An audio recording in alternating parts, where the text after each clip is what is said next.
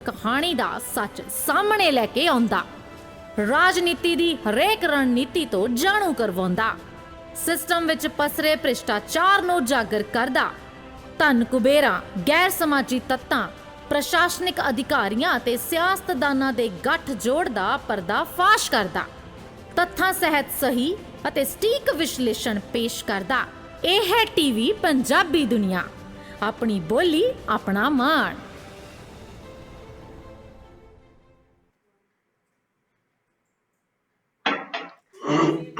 TV Punjabi ਦੁਨੀਆ prime time show ਲੈ ਕੇ ਅਸੀਂ ਤੁਹਾਡੀ ਸੇਵਾ 'ਚ ਹਾਜ਼ਰ ਹੋ ਗਏ ਜੀ। ਟੋਰਾਂਟੋ ਸਟੂਡੀਓ ਤੋਂ ਮੈਂ ਹਰਜੀਤ ਸਿੰਘ ਗਿੱਲ ਤੇ ਮੇਰੇ ਨਾਲ ਚੰਡੀਗੜ੍ਹ ਤੋਂ ਜੁੜ ਗਏ ਨੇ ਸ਼ਸ਼ੀਲ ਦਸਾਂਝ ਜੀ। ਉਹਨਾਂ ਨਾਲ ਕਰਦੇ ਹਾਂ ਭਾਰਤ ਤੇ ਪੰਜਾਬ ਦੀਆਂ ਕੁਝ ਖਬਰਾਂ ਦੇ ਉੱਤੇ ਚਰਚਾ।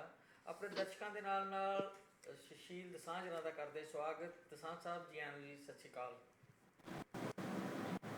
बहुत मेहरबानी, शुक्रिया। पर हरजीत गिल जी हुण तुहाडी आवाज़ बिल्कुल ही नहीं आ रही। बस हाँ जी हाँ जी, कोई गल नहीं जी, आवाज़ तुहानूं जरूर आएगी जी, आवाज़ आ रही होगी।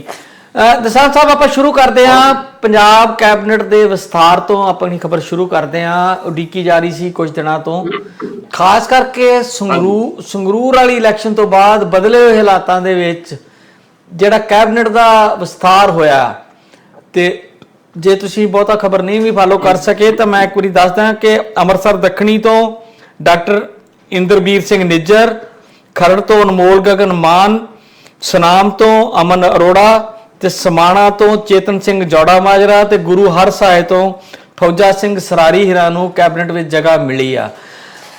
बहुत ज़्यादा चर्चा रही पिछले दिनों च कि भगवंत मान होरां दी बहुती नहीं चलदी, जिहड़े राज सभा च भेजे वो भी उपरलियां ने भेजते, ਜਿਹੜੇ ਕੁਝ ਲੋਕ ਪਹਿਲੀ ਕੈਬਨਿਟ ਦੇ ਵਿੱਚ ਵੀ ਕੁਝ ਲੋਕਾਂ ਦਾ ਇਤਰਾਜ਼ ਸੀ ਕਿ ਕੁਝ ਜਿਹੜੇ ਲੋਕ ਡਿਜ਼ਰਵ ਕਰਦੇ ਉਹਨਾਂ ਨੂੰ ਜਗ੍ਹਾ ਨਹੀਂ ਮਿਲੀ।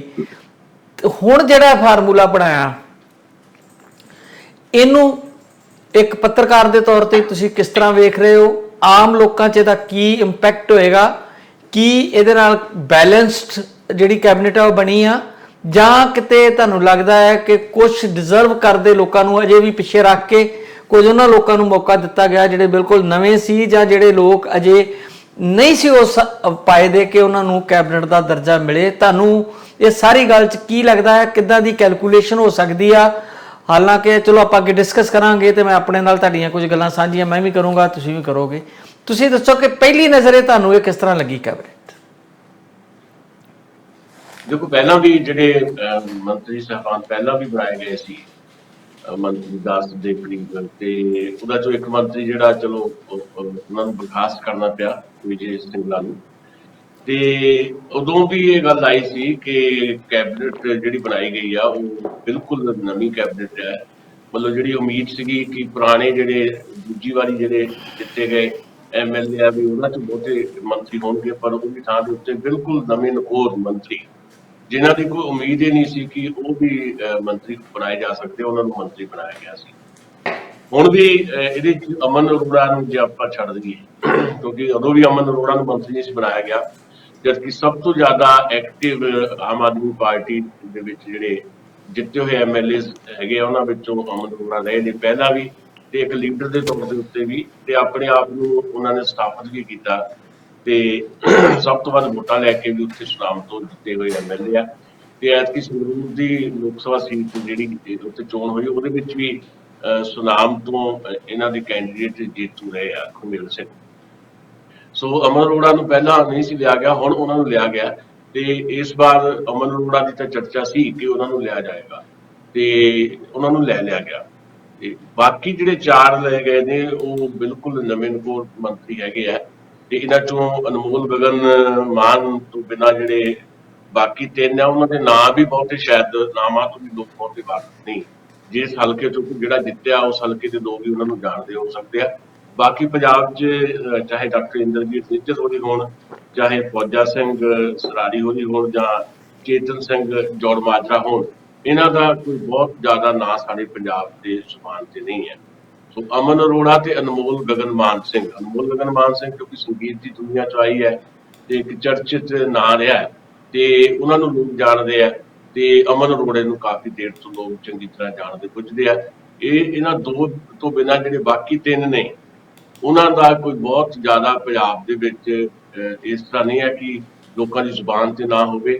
ਉਹਨਾਂ ਨੂੰ ਮੰਤਰੀ ਬਣਾਉਣਾ ਤੇ ਆਪਣੇ ਆਪ ਦੇ ਵਿੱਚ ਇੱਕ ਹੌਸਲੇ ਵਾਲਾ ਕਦਮ ਕਿਹਾ ਜਾ ਸਕਦਾ, ਜਦਕਿ ਬਲਜਿੰਦਰ ਕੌਰ, ਪ੍ਰੋਫੈਸਰ ਬਲਜਿੰਦਰ ਕੌਰ ਤੇ ਸਰਬਜੀਤ ਕੌਰ ਮਾਣੂਕੇ ਦੇ ਨਾਂ ਵੀ ਚੱਲ ਰਹੇ ਸੀ, ਕਿਉਂਕਿ ਉਹ ਕਾਫੀ ਜ਼ਿਆਦਾ ਪਿਛਲੇ ਸਮੇਂ ਤੋਂ ਐਕਟਿਵ ਰਹੀਆਂ ਨੇ ਦੋਨੋਂ, ਤੇ ਦੁਬਾਰਾ ਵੀ ਉਹ ਜਿੱਤ ਕੇ ਆਏ ਆ, ਪਰ ਉਹਨਾਂ ਚੋਂ ਕਿਸੇ ਨੂੰ ਮੰਤਰੀ ਨਹੀਂ ਬਣਾਇਆ ਗਿਆ। ਜਦਕਿ ਆਮ ਲੋਕਾਂ ਦੇ ਵਿੱਚ ਬਹੁਤ ਜ਼ਿਆਦਾ ਚਰਚਿਤ ਨਾ ਹੋਣ ਦੇ ਬਾਵਜੂਦ ਡਾਕਟਰ ਇੰਦਰਵੀਰ ਸਿੰਘ ਨਿੱਜਰ, ਚੇਤਨ ਸਿੰਘ ਜੌਨ ਮਾਜਰਾ ਤੇ ਫੌਜਾ ਸਿੰਘ ਨੂੰ ਜਿਹੜਾ ਮੰਤਰੀ ਬਣਾਇਆ ਗਿਆ, ਜਿਹਦੀ ਮੈਨੂੰ ਲੱਗਦਾ ਕਿ ਇੱਕ ਨੁਕਤਾਚੀਨੀ ਤਾਂ ਪਿੱਛੇ ਰਹਿ ਗਈ, ਸਿਫਤ ਸਲਾਹੀ ਹੋ ਰਹੀ ਹੈ ਵੀ ਭਗਵੰਤ ਮਾਨ ਨੇ ਇੱਕ ਹੌਸਲੇ ਵਾਲਾ ਕਦਮ ਚੁੱਕ ਕੇ ਆਪਣੀ ਕੈਬਨਿਟ ਦਾ ਵਿਸਥਾਰ ਕੀਤਾ ਜੀ।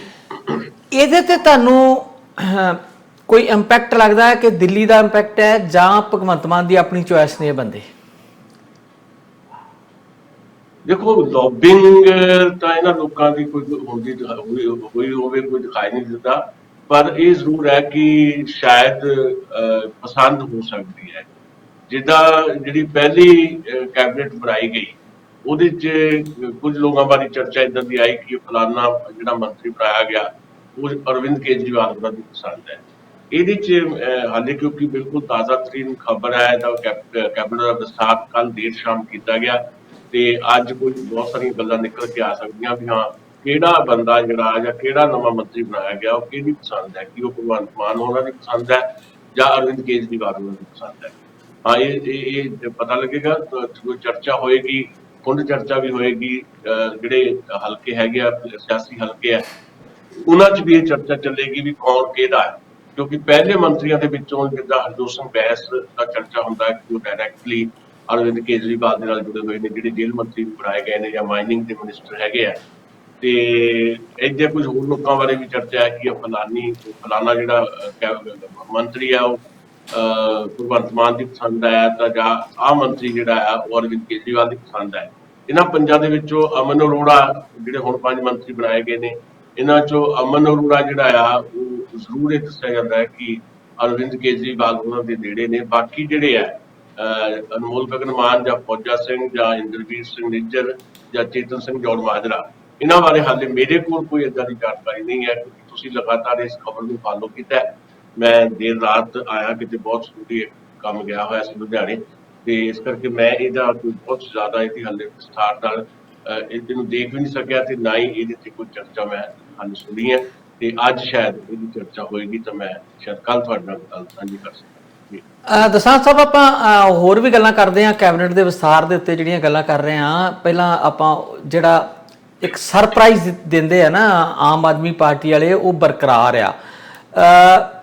ਆਮ ਤੌਰ ਤੇ ਜਦੋਂ ਕੈਬਨਿਟ ਬਣਦੀ ਆ ਤੇ ਕਾਫੀ ਪਹਿਲਾਂ 1-2 ਦਿਨ ਪਹਿਲਾਂ ਜਿਹੜੀਆਂ ਉਹ ਸੂਤਰਾਂ ਦੇ ਹਵਾਲੇ ਨਾਲ ਕਾਫੀ ਖਬਰਾਂ ਆ ਜਾਂਦੀਆਂ, ਤੇ ਆਮ ਆਦਮੀ ਪਾਰਟੀ ਦੇ ਮਸਲੇ ਦੇ ਵਿੱਚ ਜਿਹੜੇ ਚੈਨਲ ਨੇ ਸਾਡੇ ਜਾਂ ਜਿਹੜੇ ਪੱਤਰਕਾਰ ਭਰਾ ਨੇ, ਉਹਨਾਂ ਦੇ ਸੂਤਰ ਵੀ ਕੰਮ ਬਹੁਤਾ ਨਹੀਂ ਦਿੰਦੇ। ਪਤਾ ਉਦੋਂ ਹੀ ਲੱਗਦਾ ਜਦੋਂ ਕੋਈ ਇਸ ਤਰ੍ਹਾਂ ਦਾ ਚੀਜ਼ ਬਾਹਰ ਆ ਜਾਂਦੀ ਆ। ਮੈਨੂੰ ਲੱਗਦਾ ਇੱਕ ਮੰਤਰੀ ਨੇ ਜ਼ਰੂਰ, ਗੁਰੂ ਹਰਸਾਹਿਬ ਜਿਹੜੇ ਬਣੇ ਆ, ਉਹਨਾਂ ਨੇ ਜ਼ਰੂਰ ਇੱਕ ਦਿਨ ਪਹਿਲਾਂ ਕਹਿਤਾ ਸੀ ਕਿ ਮੈਨੂੰ ਸੱਦਾ ਪੱਤਰ ਮਿਲ ਗਿਆ, ਬਾਕੀ ਚੁੱਪ ਰਹੇ ਅਖੀਰ ਤੱਕ।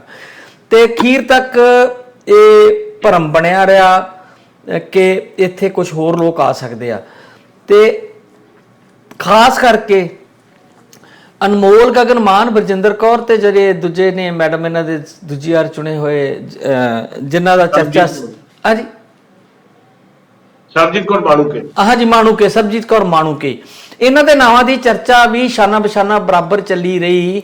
ਤੇ ਇੱਕ ਚੀਜ਼ ਜਿਹੜੀ ਹੋਰ ਹੈ, ਇੱਕ ਤਾਂ ਮੈਂ ਤੁਹਾਡੇ ਕੋਲ ਸਰਪ੍ਰਾਈਜ਼ ਵਾਲਾ ਫੈਕਟਰ ਤੁਹਾਡੇ ਕੋਲ ਜਾਣਨਾ ਹੈ ਵੀ ਸਰਪ੍ਰਾਈਜ਼ ਇਹ ਕਿਉਂ ਦਿੰਦੇ ਆ, ਤੇ ਉਹਦੀ ਕਦੀ ਬੀਜੇਪੀ ਵਾਲਾ ਪੈਟਰਨ ਨਹੀਂ ਆ। ਬੀਜੇਪੀ ਵੀ ਇਸ ਤਰ੍ਹਾਂ ਹੀ ਕਰਦੀ ਆ, ਪਤਾ ਨਹੀਂ ਲੱਗਦਾ, ਰਾਤ ਨੂੰ 8 ਵਜੇ ਪ੍ਰਧਾਨ ਮੰਤਰੀ ਆ ਕੇ ਕੁਝ ਅਨਾਉਂਸ ਕਰ ਦਿੰਦੇ ਨੇ, ਪਰ ਕਿਤੇ ਨਾ ਕਿਤੇ ਫਿਰ ਜਿਹੜੇ ਉਹਨਾਂ ਦੇ ਆਪਣੇ ਚੈਨਲ ਹੈਗੇ ਆ, ਜਿਹੜੇ ਉਹਨਾਂ ਦੇ ਪਸੰਦੀਦਾ ਚੈਨਲ ਨੇ, ਉਹਨਾਂ ਨੂੰ ਫਿਰ ਉਹਦੀ ਵਜ੍ਹਾ ਵੀ ਦੱਸ ਦਿੰਦੇ ਆ। ਕੇਜਰੀਵਾਲ ਹੋਰਾਂ ਦੀ ਪੋਲਿਟਿਕਸ ਇਹ ਆ ਕਿ ਉਹ ਕੋਈ ਚੀਜ਼ ਐਕਸਪਲੇਨ ਨਹੀਂ ਕਰਦੇ। ਪਹਿਲਾਂ ਤਾਂ ਮੈਂ ਇਹ ਜਿਹੜੀ ਚੀਜ਼ ਤੋਂ ਥੋੜ੍ਹਾ ਜਿਹਾ ਤੁਹਾਡੇ ਕੋਲ ਜਾਣਨਾ ਚਾਹੁੰਦਾ ਕਿ ਅਖੀਰ ਤੱਕ ਇਹ ਜਿਹੜਾ ਸਰਪ੍ਰਾਈਜ਼ ਬਣਾਈ ਰੱਖਦੇ ਆ, ਇਹਦੇ ਪਿੱਛੇ ਕੀ ਵਜ੍ਹਾ ਹੈ, ਫਿਰ ਆਪਾਂ ਹੋਰ ਗੱਲਾਂ ਵੀ ਕਰਦੇ ਹਾਂ।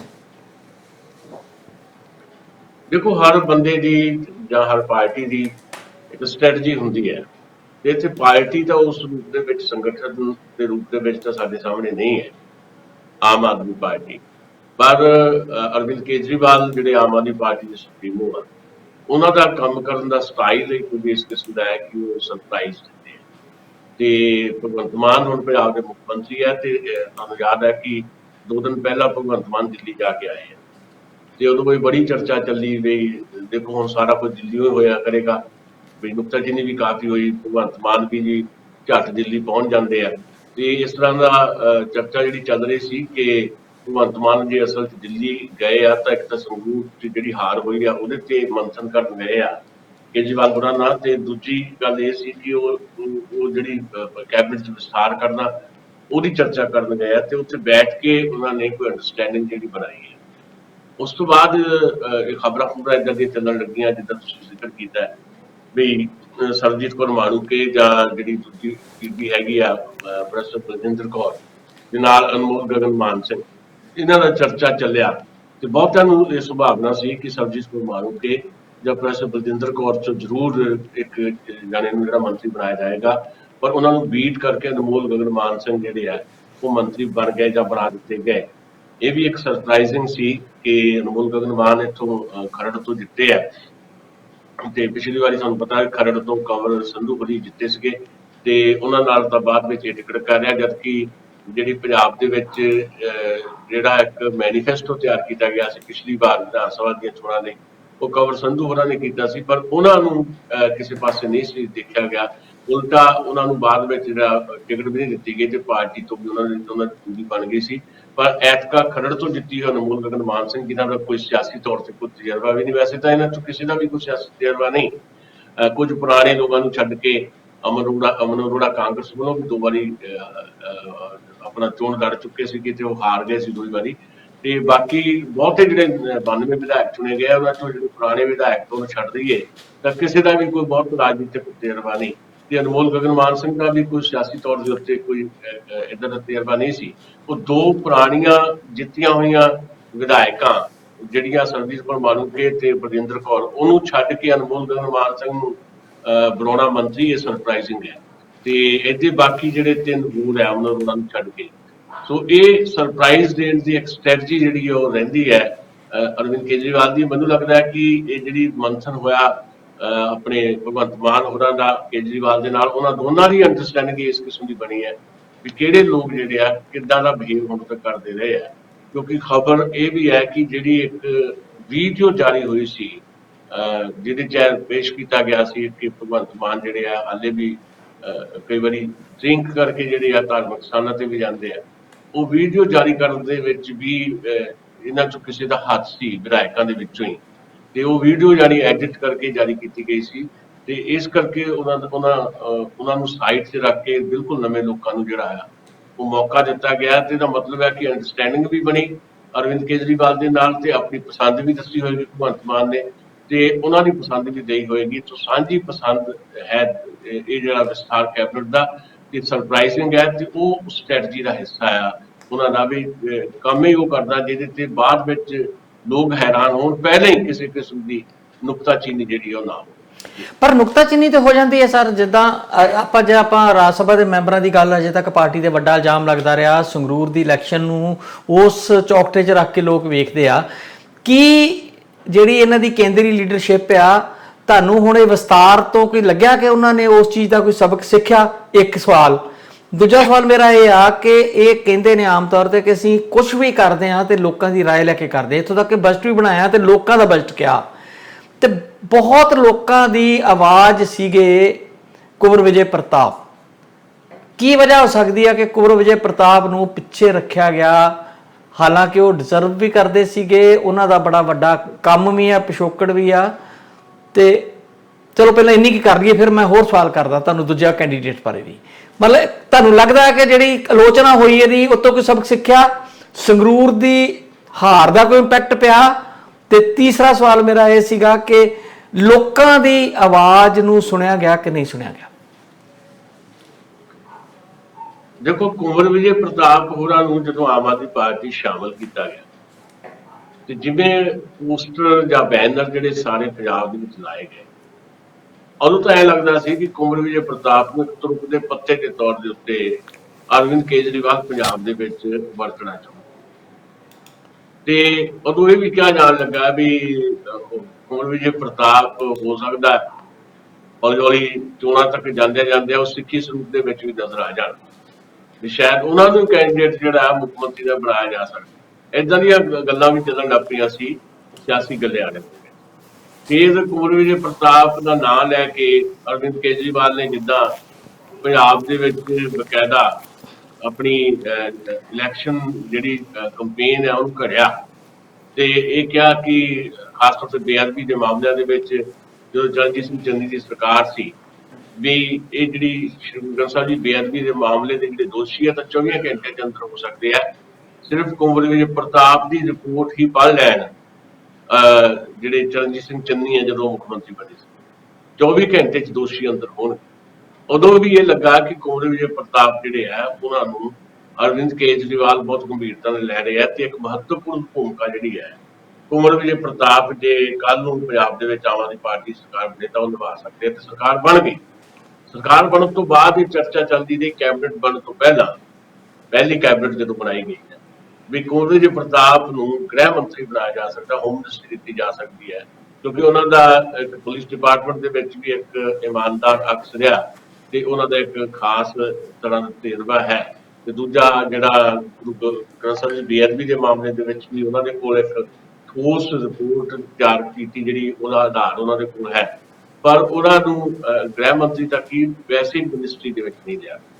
ਉਸ ਤੋਂ ਬਾਅਦ ਚਰਚਾ ਚੱਲਦੀ ਰਹੀ ਕਿ ਸ਼ਾਇਦ ਕੁੰਵਰ ਵਿਜੇ ਪ੍ਰਤਾਪ ਜਿਹੜੇ ਆ ਉਹਨਾਂ ਨੂੰ ਅਗਲੀ ਕੈਬਨਿਟ ਦੇ ਵਿਸਥਾਰ 'ਚ ਲਿਆ ਜਾ ਸਕੇਗਾ, ਪਰ ਐਤਕੀ ਉਹਨਾਂ ਨੂੰ ਹੁਣ ਨਹੀਂ ਲਿਆ ਗਿਆ ਤੇ ਇਹ ਹੈਰਾਨੀਜਨਕ ਹੈ। ਇਹ ਸੱਚਮੁੱਚ ਹੈਰਾਨੀਜਨਕ ਹੈ ਕਿ ਕੁੰਵਰ ਵਿਜੇ ਪ੍ਰਤਾਪ ਦੇ ਨਾਂ ਦੇ ਉੱਤੇ ਕੰਪੇਨ ਤਾਂ ਡਿਜ਼ਾਈਨ ਕੀਤੀ ਗਈ ਪੰਜਾਬ ਦੇ ਵਿੱਚ ਆਮ ਆਦਮੀ ਪਾਰਟੀ ਵੱਲੋਂ ਅਰਵਿੰਦ ਕੇਜਰੀਵਾਲ ਵੱਲੋਂ, ਪਰ ਕੁੰਵਰ ਵਿਜੇ ਪ੍ਰਤਾਪ ਨੂੰ ਲਿਆ ਨਹੀਂ ਗਿਆ ਇੱਕ ਮੰਤਰੀ ਦੇ ਤੌਰ ਦੇ ਉੱਤੇ। ਇਹਦਾ ਕੀ ਕਾਰਨ ਹੋ ਸਕਦਾ ਹੈ? ਤਾਂ ਕਾਰਨ ਇੱਕ ਜਿਹੜਾ ਚਰਚਾ ਚੱਲਿਆ ਪਿਛਲੇ ਸਮੇਂ ਤੋਂ, ਬਾਕੀ ਅੱਜ ਵੀ ਚਰਚਾ ਜਿਹੜੀ ਹੈ ਇਹਦੇ ਤੇ ਹੋਏਗੀ ਤੇ ਕੁਝ ਚੀਜ਼ਾਂ ਹੋਰ ਨਿਕਲ ਕੇ ਆ ਸਕਦੀਆਂ। ਕਿਹਾ ਗਿਆ ਕਿ ਕੁੰਵਰ ਵਿਜੇ ਪ੍ਰਤਾਪ ਦਾ ਜਿੰਨਾ ਵੀ ਪੁਲਿਸ ਡਿਪਾਰਟਮੈਂਟ ਦੇ ਵਿੱਚ ਕਾਰਜਕਾਲ ਰਿਹਾ ਉਹਦੇ ਚੋਂ ਸਦਾ ਕਿਸੇ ਨਾ ਕਿਸੇ ਵਿਵਾਦ 'ਚ ਰਿਹਾ, ਹਮੇਸ਼ਾ ਹੀ ਕੋਈ ਨਾ ਕੋਈ ਵਿਵਾਦ ਉਹਨਾਂ ਦੇ ਨਾਲ ਜੁੜਦਾ ਰਿਹਾ, ਭਾਵੇਂ ਉਹਨਾਂ ਦੇ ਉੱਤੇ ਕਿਸੇ ਕਿਸਮ ਦਾ ਕੋਈ ਦੋਸ਼ ਕਰਪਸ਼ਨ ਦਾ ਨਹੀਂ ਹੈ, ਪਰ ਵਿਵਾਦਗ੍ਰਸਤ ਉਹ ਲਗਾਤਾਰ ਰਹੇ। ਆਪਣੀ ਜਿਹੜੀ ਸੀਨੀਅਰ ਜਿਹੜੇ ਆਫਿਸਰਸ ਹੁੰਦੇ ਸੀ ਉਹਨਾਂ ਨਾਲ ਉਹਨਾਂ ਦਾ ਇੱਕ ਟਕਾ ਰਿਹਾ, ਉਹਨਾਂ ਦੇ ਸੁਭਾਅ ਦੇ ਵਿੱਚ ਇੱਕ ਸਟੇਬਿਲਿਟੀ ਨਹੀਂ ਹੈ। ਇਸ ਗੱਲ ਨੂੰ ਮੱਦੇਨਜ਼ਰ ਰੱਖਦਿਆਂ ਹੋਇਆ ਜਾਂ ਧਿਆਨ 'ਚ ਰੱਖਦਿਆਂ ਹੋਇਆ ਉਹਨਾਂ ਨੂੰ ਸ਼ਾਇਦ ਮਿਨਿਸਟਰੀ ਜਿਹੜੀ ਆ ਹਾਲੇ ਨਹੀਂ ਦਿੱਤੀ ਗਈ ਵੀ ਕਿਸੇ ਨਾ ਕਿਸੇ ਦਾ ਵਿਵਾਦ ਸਰਕਾਰ 'ਚ ਇੱਕ ਮੰਤਰੀ ਦੇ ਤੌਰ ਤੇ ਰਹਿੰਦਿਆਂ ਉਹ ਪੈਦਾ ਕਰ ਸਕਦੇ ਆ, ਖਾਸ ਤੌਰ ਤੇ ਜਿਹੜਾ ਕੋਈ ਬਹੁਤ ਸੈਂਸਿਟਿਵ ਕਿਸਮ ਦਾ ਮਾਮਲਾ ਜਿਹੜਾ ਹੈ ਉਹਦੇ 'ਚ ਸਰਕਾਰ ਦੇ ਕੋਈ ਨਾ ਕੋਈ ਮੁਸੀਬਤ ਵੀ ਬਣ ਸਕਦੇ ਆ। ਸੋ ਇਸ ਕਰਕੇ ਹੋ ਸਕਦਾ ਉਹਨਾਂ ਨੂੰ ਨਾ ਲਿਆ ਗਿਆ ਹੋਵੇ। ਹੋਰ ਲੌਜਿਕ ਕੀ ਆ, ਕੋਈ ਉਹ ਕੀ ਕਰਦੇ ਆ ਆਉਣ ਵਾਲੇ ਦਿਨਾਂ ਦੇ ਵਿੱਚ, ਉਹ ਇੱਕ ਡਿਸਪਲਿਨ 'ਚ ਰਹਿੰਦੇ ਜਾਂ ਨਹੀਂ ਰਹਿੰਦੇ, ਕਿਉਂਕਿ ਦੋ ਕੁ ਸੋਸ਼ਲ ਮੀਡੀਆ ਦੇ ਉੱਤੇ ਉਹਨਾਂ ਨੇ ਜਿਹੜੀਆਂ ਪੋਸਟ ਵੀ ਪਾਈਆਂ ਸੀ, ਬਾਅਦ ਵਿੱਚ ਵਿਵਾਦ 'ਚ ਆਈਆਂ ਪੋਸਟਾਂ ਤੇ ਉਹਨਾਂ ਨੂੰ ਆਪਣੀਆਂ ਪੋਸਟਾਂ ਜਿਹੜੀਆਂ ਡਿਲੀਟ ਵੀ ਕਰਨੀਆਂ ਪਈਆਂ ਸੀ। ਸ਼ਾਇਦ ਕੁਝ ਇਹ ਕਾਰਨ ਹੋ ਸਕਦੇ ਆ, ਬਾਕੀ ਅੰਦਰ ਕੀ ਕੁਝ ਖਿਚੜੀ ਪੱਕ ਰਹੀ ਹੈ ਉਹ ਪੂਰੀ ਤਰ੍ਹਾਂ ਹਾਲੇ ਬਾਹਰ ਹੋਈ ਹੈ। ਦਸਾਂਝ ਸਾਹਿਬ, ਵੈਸੇ ਜਿਸ ਤਰੀਕੇ ਦਾ ਕੁੰਵਰ ਵਿਜੇ ਪ੍ਰਤਾਪ ਸਿੰਘ ਦਾ ਤਜਰਬਾ ਹੈ ਤੇ ਦੂਸਰਾ ਜਿਸ ਤਰੀਕੇ ਦੇ ਤੁਸੀਂ ਕਹਿ ਰਹੇ ਹੋ ਕਿ ਉਹਨਾਂ ਦੇ ਵਿਵਾਦ ਰਹੇ, ਇਹ ਹਮੇਸ਼ਾ ਹੀ ਹੁੰਦਾ ਆ ਕਿ ਜਿਹੜਾ ਬੰਦਾ ਦੂਜਿਆਂ ਨਾਲੋਂ ਲੀਹ ਤੋਂ ਹਟ ਕੇ ਕੰਮ ਕਰਦਾ ਆ ਉਹ ਵਿਵਾਦਤ ਰਹਿੰਦਾ ਹੀ ਆ, ਇਹਦੇ ਵਿੱਚ ਕੋਈ ਦੋ ਰਾਵਾਂ ਨਹੀਂ। ਪਰ ਜਿਸ ਤਰੀਕੇ ਧੜੱਲੇ ਨਾਲ ਉਹਨਾਂ ਨੇ ਸਾਰੀ ਆਪਣੀ ਨੌਕਰੀ ਕੀਤੀ ਆ, ਕਿਸੇ ਦੇ ਅੱਗੇ ਝੁਕੇ ਨਹੀਂ ਤੇ ਦੂਜਾ ਉਹਨਾਂ ਤੇ ਇੱਕ ਧੇਲੇ ਦੀ ਕਰਪਸ਼ਨ ਦਾ ਦੋਸ਼ ਨਹੀਂ ਆ, ਐਸੇ ਵਿਅਕਤੀ ਜਿਹੜੇ ਆ ਉਹਨਾਂ ਨੂੰ ਲੋਕ ਬਹੁਤ ਪਸੰਦ ਕਰਦੇ ਆ, ਦਿਲੋਂ ਪਸੰਦ ਕਰਦੇ ਸੀ ਲੋਕ। ਕਿਤੇ ਨਾ ਕਿਤੇ ਇਹ ਇੱਕ ਕ੍ਰਿਟਿਸਿਜ਼ਮ ਦਾ ਮੁੱਦਾ ਬਣਿਆ ਰਹੇਗਾ, ਮੈਨੂੰ ਲੱਗਦਾ ਅੱਗੇ ਚੱਲ ਕੇ ਕੁੰਵਰ ਵਿਜੇ ਪ੍ਰਤਾਪ ਨੂੰ ਜਗ੍ਹਾ ਨਾ ਮਿਲਣਾ ਮੁੱਦਾ ਰਹੇਗਾ। ਦੂਜਾ ਜਿਹੜਾ ਪ੍ਰੋਫੈਸਰ ਬਰਜਿੰਦਰ ਕੌਰ ਨੇ, ਉਹਨਾਂ ਦਾ ਜਿਹੜਾ ਪਿਛੋਕੜ ਹੈ ਸ਼ਾਇਦ ਉਹ ਕੇਜਰੀਵਾਲ ਹਰਾਂ ਦੀ ਪੋਲਿਟਿਕਸ ਨੂੰ ਸੂਟ ਨਹੀਂ ਕਰਦਾ। ਇਹ ਵੀ ਗੱਲ ਥੋੜੀ ਲੋਕਾਂ ਦੇ ਮਨ 'ਚ ਆ ਰਹੀ ਆ ਕਿ ਉਹਨਾਂ ਦਾ ਪਿਛੋਕੜ ਕਿਤੇ ਨਾ ਕਿਤੇ ਖਾੜਕੂਵਾਦ ਨਾਲ ਜੁੜਿਆ ਰਿਹਾ ਤੇ ਇਸ ਕਰਕੇ ਉਹਨਾਂ ਨੂੰ ਲੱਗਦਾ ਹੈ ਕਿ ਜਦੋਂ ਸਹੀ ਬਾਕੀ ਸਟੇਟਾਂ 'ਚ ਜਾਵਾਂਗੇ ਤੇ ਉੱਥੇ ਕੋਈ ਨਾ ਕੋਈ ਇਸ ਤਰ੍ਹਾਂ ਦੀ ਗੱਲ ਆ ਸਕਦੀ ਆ। ਤੀਸਰਾ ਮੈਨੂੰ ਲੱਗਦਾ ਹੈ ਕਿ ਜਿੱਦਾਂ ਮਾਣੂਕੇ ਹਾਲਾਤ ਨਹੀਂ ਕਰ ਰਹੇ, ਜਿਸ ਤਰ੍ਹਾਂ ਪਹਿਲੀ ਕੈਬਨਿਟ ਵੇਲੇ ਥੋੜਾ ਜਿਹਾ ਅਮਨ ਅਰੋੜਾ ਤੇ ਬਰਜਿੰਦਰ ਕੌਰ ਨੇ ਦਿਖਾਇਆ ਸੀਗਾ ਇੱਕ ਕਿਸਮ ਦਾ ਵੀ ਕਿ ਜਿੱਦਾਂ ਉਹਨਾਂ ਦਾ ਅਧਿਕਾਰ ਸੀਗਾ ਤੇ ਉਹ ਕਿਤੇ ਖੁੱਸ ਗਿਆ ਹੁੰਦਾ ਉਹਨਾਂ ਕੋਲੋਂ, ਤੇ ਬਰਜਿੰਦਰ ਕੌਰ ਦਾ ਇਹ ਐਟੀਟਿਊਡ ਸ਼ਾਇਦ ਉਹਨਾਂ ਨੂੰ ਨਾ ਪਸੰਦ ਆਇਆ ਹੋਵੇ। ਕੇਜਰੀਵਾਲ ਹਰਾਂ ਦੀ ਸਭ ਤੋਂ ਵੱਡੀ ਕਮਜ਼ੋਰੀ ਕਹਿ ਲਓ ਜਾਂ ਉਹਨਾਂ ਦੀ ਕਹਿ ਲਓ ਕਿ ਉਹ ਲਾਇਲਟੀ ਨੂੰ ਬਹੁਤ ਪਹਿਲ ਦਿੰਦੇ ਆ, ਤੇ ਲਾਇਲਟੀ ਵੀ ਇਕੱਲੀ ਕੇਜਰੀਵਾਲ ਨਾਲ ਹੋਣੀ ਚਾਹੀਦੀ ਆ। ਜਿਹੜੀ ਤੁਸੀਂ ਅਨਮੋਲ ਗਗਨ ਮਾਨ ਸਿੰਘ ਨਹੀਂ ਗਏ, ਵੈਸੇ ਉਹ ਗਗਨ ਮਾਨ ਲਿਖਦੇ ਇਕੱਲਾ, ਅਨਮੋਲ ਗਗਨ ਮਾਨ ਸਿੰਘ ਨਹੀਂ ਲਿਖਦੇ ਉਹ, ਤੇ ਉਹਦਾ ਉਹਨਾਂ ਦਾ ਨਾਂ ਗਗਨਪ੍ਰੀਤ ਜਾਂ ਗਗਨਜੀਤ ਕੋਈ ਇੱਕ ਨਾਂ ਹੋਰ ਵੀ ਆ, ਤੇ ਸਿੰਘ ਨਹੀਂ ਲਾਉਂਦੇ ਆਪਣੇ ਨਾਂ ਨਾਲ, ਤੁਸੀਂ ਸਿੰਘ ਸ਼ਬਦ ਵਰਤ ਰਹੇ ਸੀ ਉਹਨਾਂ ਦੇ। ਤੇ ਦੂਸਰਾ ਇਹ ਆ ਕਿ ਉਹਨਾਂ ਨੇ ਇੱਕ ਗੀਤ ਲਿਖਿਆ ਸੀ ਇਲੈਕਸ਼ਨ ਦੇ ਦੌਰਾਨ, ਜਿਹਨੂੰ ਕੇਜਰੀਵਾਲ ਐਂਥਮ ਵੀ ਕਿਹਾ ਗਿਆ, ਜਾਗੋ ਦੇ ਰੂਪ ਦੇ ਵਿੱਚ। ਉਹ ਕਹਿੰਦੇ ਮੈਂ ਤੇ ਇੱਥੇ ਨਹੀਂ ਗਾ ਸੀਗਾ ਇਸ ਇਲੈਕਸ਼ਨ 'ਚ, ਕਹਿੰਦੇ ਕਾਫੀ ਪ੍ਰਸਿੱਧ ਹੋਇਆ ਸੀ, ਕਾਫੀ ਚੱਲਿਆ ਉਹਨਾਂ ਦੀ ਕੰਪੇਨ ਦੇ ਵਿੱਚ। ਤੇ ਜਿਹੜਾ ਬੰਦਾ ਕੇਜਰੀਵਾਲ ਦੇ ਸੋਲੇ ਗਾਉਂਦਾ ਹੋਵੇ ਉਹਨੂੰ ਕੇਜਰੀਵਾਲ ਬਹੁਤ ਪਸੰਦ ਕਰਦੇ ਆ। ਇਸ ਕਰਕੇ ਸ਼ਾਇਦ ਦੂਜਿਆਂ ਦੀ ਸਨੋਟੀ ਤੋੜ ਕੇ ਗਗਨ ਮਾਨ ਦਾ ਕ੍ਰਿਟਿਸਿਜ਼ਮ ਅੱਗੇ ਚੱਲ ਕੇ ਬਹੁਤ ਹੋਊਗਾ, ਮੈਨੂੰ ਪਤਾ ਹੈ ਉਹਨਾਂ ਦਾ ਕ੍ਰਿਟਿਸਿਜ਼ਮ ਹੋਣਾ ਆ ਜਿਸ ਤਰੀਕੇ ਨਾਲ ਉਹਨਾਂ ਨੂੰ ਲਿਆ ਗਿਆ। ਲੋਕ ਇਹ ਵੀ ਕਹਿੰਦੇ ਆ ਕਿ ਭਗਵੰਤ ਮਾਨ ਦੇ ਬਹੁਤ ਨੇੜੇ ਸੀ ਕਲਾਕਾਰ ਹੋਣ ਕਰਕੇ, ਤੇ ਭਗਵੰਤ ਮਾਨ ਤੇ ਬਹੁਤ ਪੁਰਾਣੇ ਆਰਟਿਸਟ ਆ ਤੇ 14-15 ਚ ਆਏ ਆ, ਤੇ ਕੋਈ ਏਡਾ ਕੱਦ ਕਾਠ ਵੀ ਉਹਨਾਂ ਦਾ ਹੈ ਨਹੀਂ ਗਾਇਕੀ ਦੇ ਖੇਤਰ 'ਚ। ਜੇ ਕਿਹਾ ਜਾਵੇ ਕਿ ਉਹਨਾਂ ਦਾ ਬਹੁਤ ਵੱਡਾ ਕੱਦ ਹੈ, ਜਿਹੜੀਆਂ ਉਹਨਾਂ ਦੀਆਂ ਹੁਣ ਤੱਕ ਦੀਆਂ ਆਈਆਂ ਹੋਈਆਂ ਕੈਸਟਾਂ ਰੀਲਾਂ ਜਾਂ ਜੋ ਵੀ ਉਹ ਕਰਦੇ ਨੇ ਉਹਨਾਂ ਤੇ ਤੁਸੀਂ ਨਿਗਾਹ ਵੀ ਮਾਰ ਲਓ, ਤੇ ਕੋਈ ਬਹੁਤ ਜ਼ਿਆਦਾ ਉਹ ਭਗਵੰਤ ਮਾਨ ਦੇ ਟਾਈਪ ਦਾ ਕੋਈ ਸਟਾਰ ਜਾਂ ਕੋਈ ਸੱਭਿਆਚਾਰਕ ਪੱਖ ਨਹੀਂ ਆ, ਕਮਰਸ਼ੀਅਲ ਟਾਈਪ ਉਹ ਗਾਉਂਦੇ ਸੀ, ਕੋਈ ਬਹੁਤ ਇਸ ਤਰ੍ਹਾਂ ਦਾ ਉਹਨਾਂ ਦਾ ਰੋਲ ਰਿਹਾ ਨਹੀਂ ਆ। ਤੇ ਉਹਨਾਂ ਦੀ ਨਿਯੁਕਤੀ ਤੇ ਕਿੰਤੂ ਹੋਏਗਾ ਜ਼ਰੂਰ। ਜਿੱਥੋਂ ਤੱਕ ਤੁਸੀਂ ਕਿਹਾ ਕਿ ਅਨਨੋਨ ਬੰਦੇ ਆ, ਵੈਸੇ ਤੇ 92 ਦੇ 92 ਅਨਨੋਨ ਕਹਿ ਸਕਦੇ ਆ ਥੋੜੇ ਬਹੁਤਿਆਂ ਨੂੰ ਛੱਡ ਕੇ, ਪਰ ਜਿਹੜੇ ਅੰਮ੍ਰਿਤਸਰ ਤੋਂ, ਇਸ ਕਰਕੇ ਨਾ ਕਹਿ ਦਿਓ ਕਿ ਮੈਂ ਉਹਨਾਂ ਨੂੰ ਪਰਸਨਲੀ ਜਾਣਦਾ ਕਿ ਅੰਮ੍ਰਿਤਸਰ ਤੋਂ ਨੇ, ਇਸ ਕਰਕੇ ਕਹਿ ਰਿਹਾ, ਜਿਹੜੇ ਨਿੱਜਰ ਸਾਹਿਬ ਲਏ ਨੇ ਡਾਕਟਰ ਇੰਦਰਬੀਰ ਨਿੱਜਰ ਹਿਰੀ, ਉਹ ਪਾਰਟੀ ਦੇ ਮੁੱਢਲੇ ਮੈਂਬਰਾਂ ਵਿੱਚੋਂ ਸੀਗੇ। ਉਹਨਾਂ ਦਾ ਕੰਮ ਵੀ ਉੱਥੇ ਲੋਕਲ ਲੋਕਾਂ ਨਾਲ ਬਹੁਤ ਜ਼ਿਆਦਾ ਸੀਗਾ। ਜੇ ਡਾਕਟਰ ਉਹਨਾਂ ਨਾਲ ਕਾਫੀ ਲੋਕਾਂ ਨੂੰ ਸਹਿਯੋਗ ਕਰਦੇ ਰਹੇ। ਇੱਕ ਵੱਡਾ ਉਹ ਰੇਡੀਓਲੋਜਿਸਟ ਨੇ, ਵੱਡਾ ਉਹਨਾਂ ਦਾ ਉੱਥੇ ਇੱਕ ਰਿਪਿਊਟਡ ਜਿਹੜਾ ਵਾ ਡਾਇਗਨੋਸਟਿਕ ਸੈਂਟਰ ਵੀ ਚੱਲਦਾ ਜੀ, ਔਰ ਬੜੇ ਅੱਛੇ ਪਰਿਵਾਰ ਨੂੰ ਉਹ ਬਿਲੋਂਗ ਕਰਦੇ ਆ।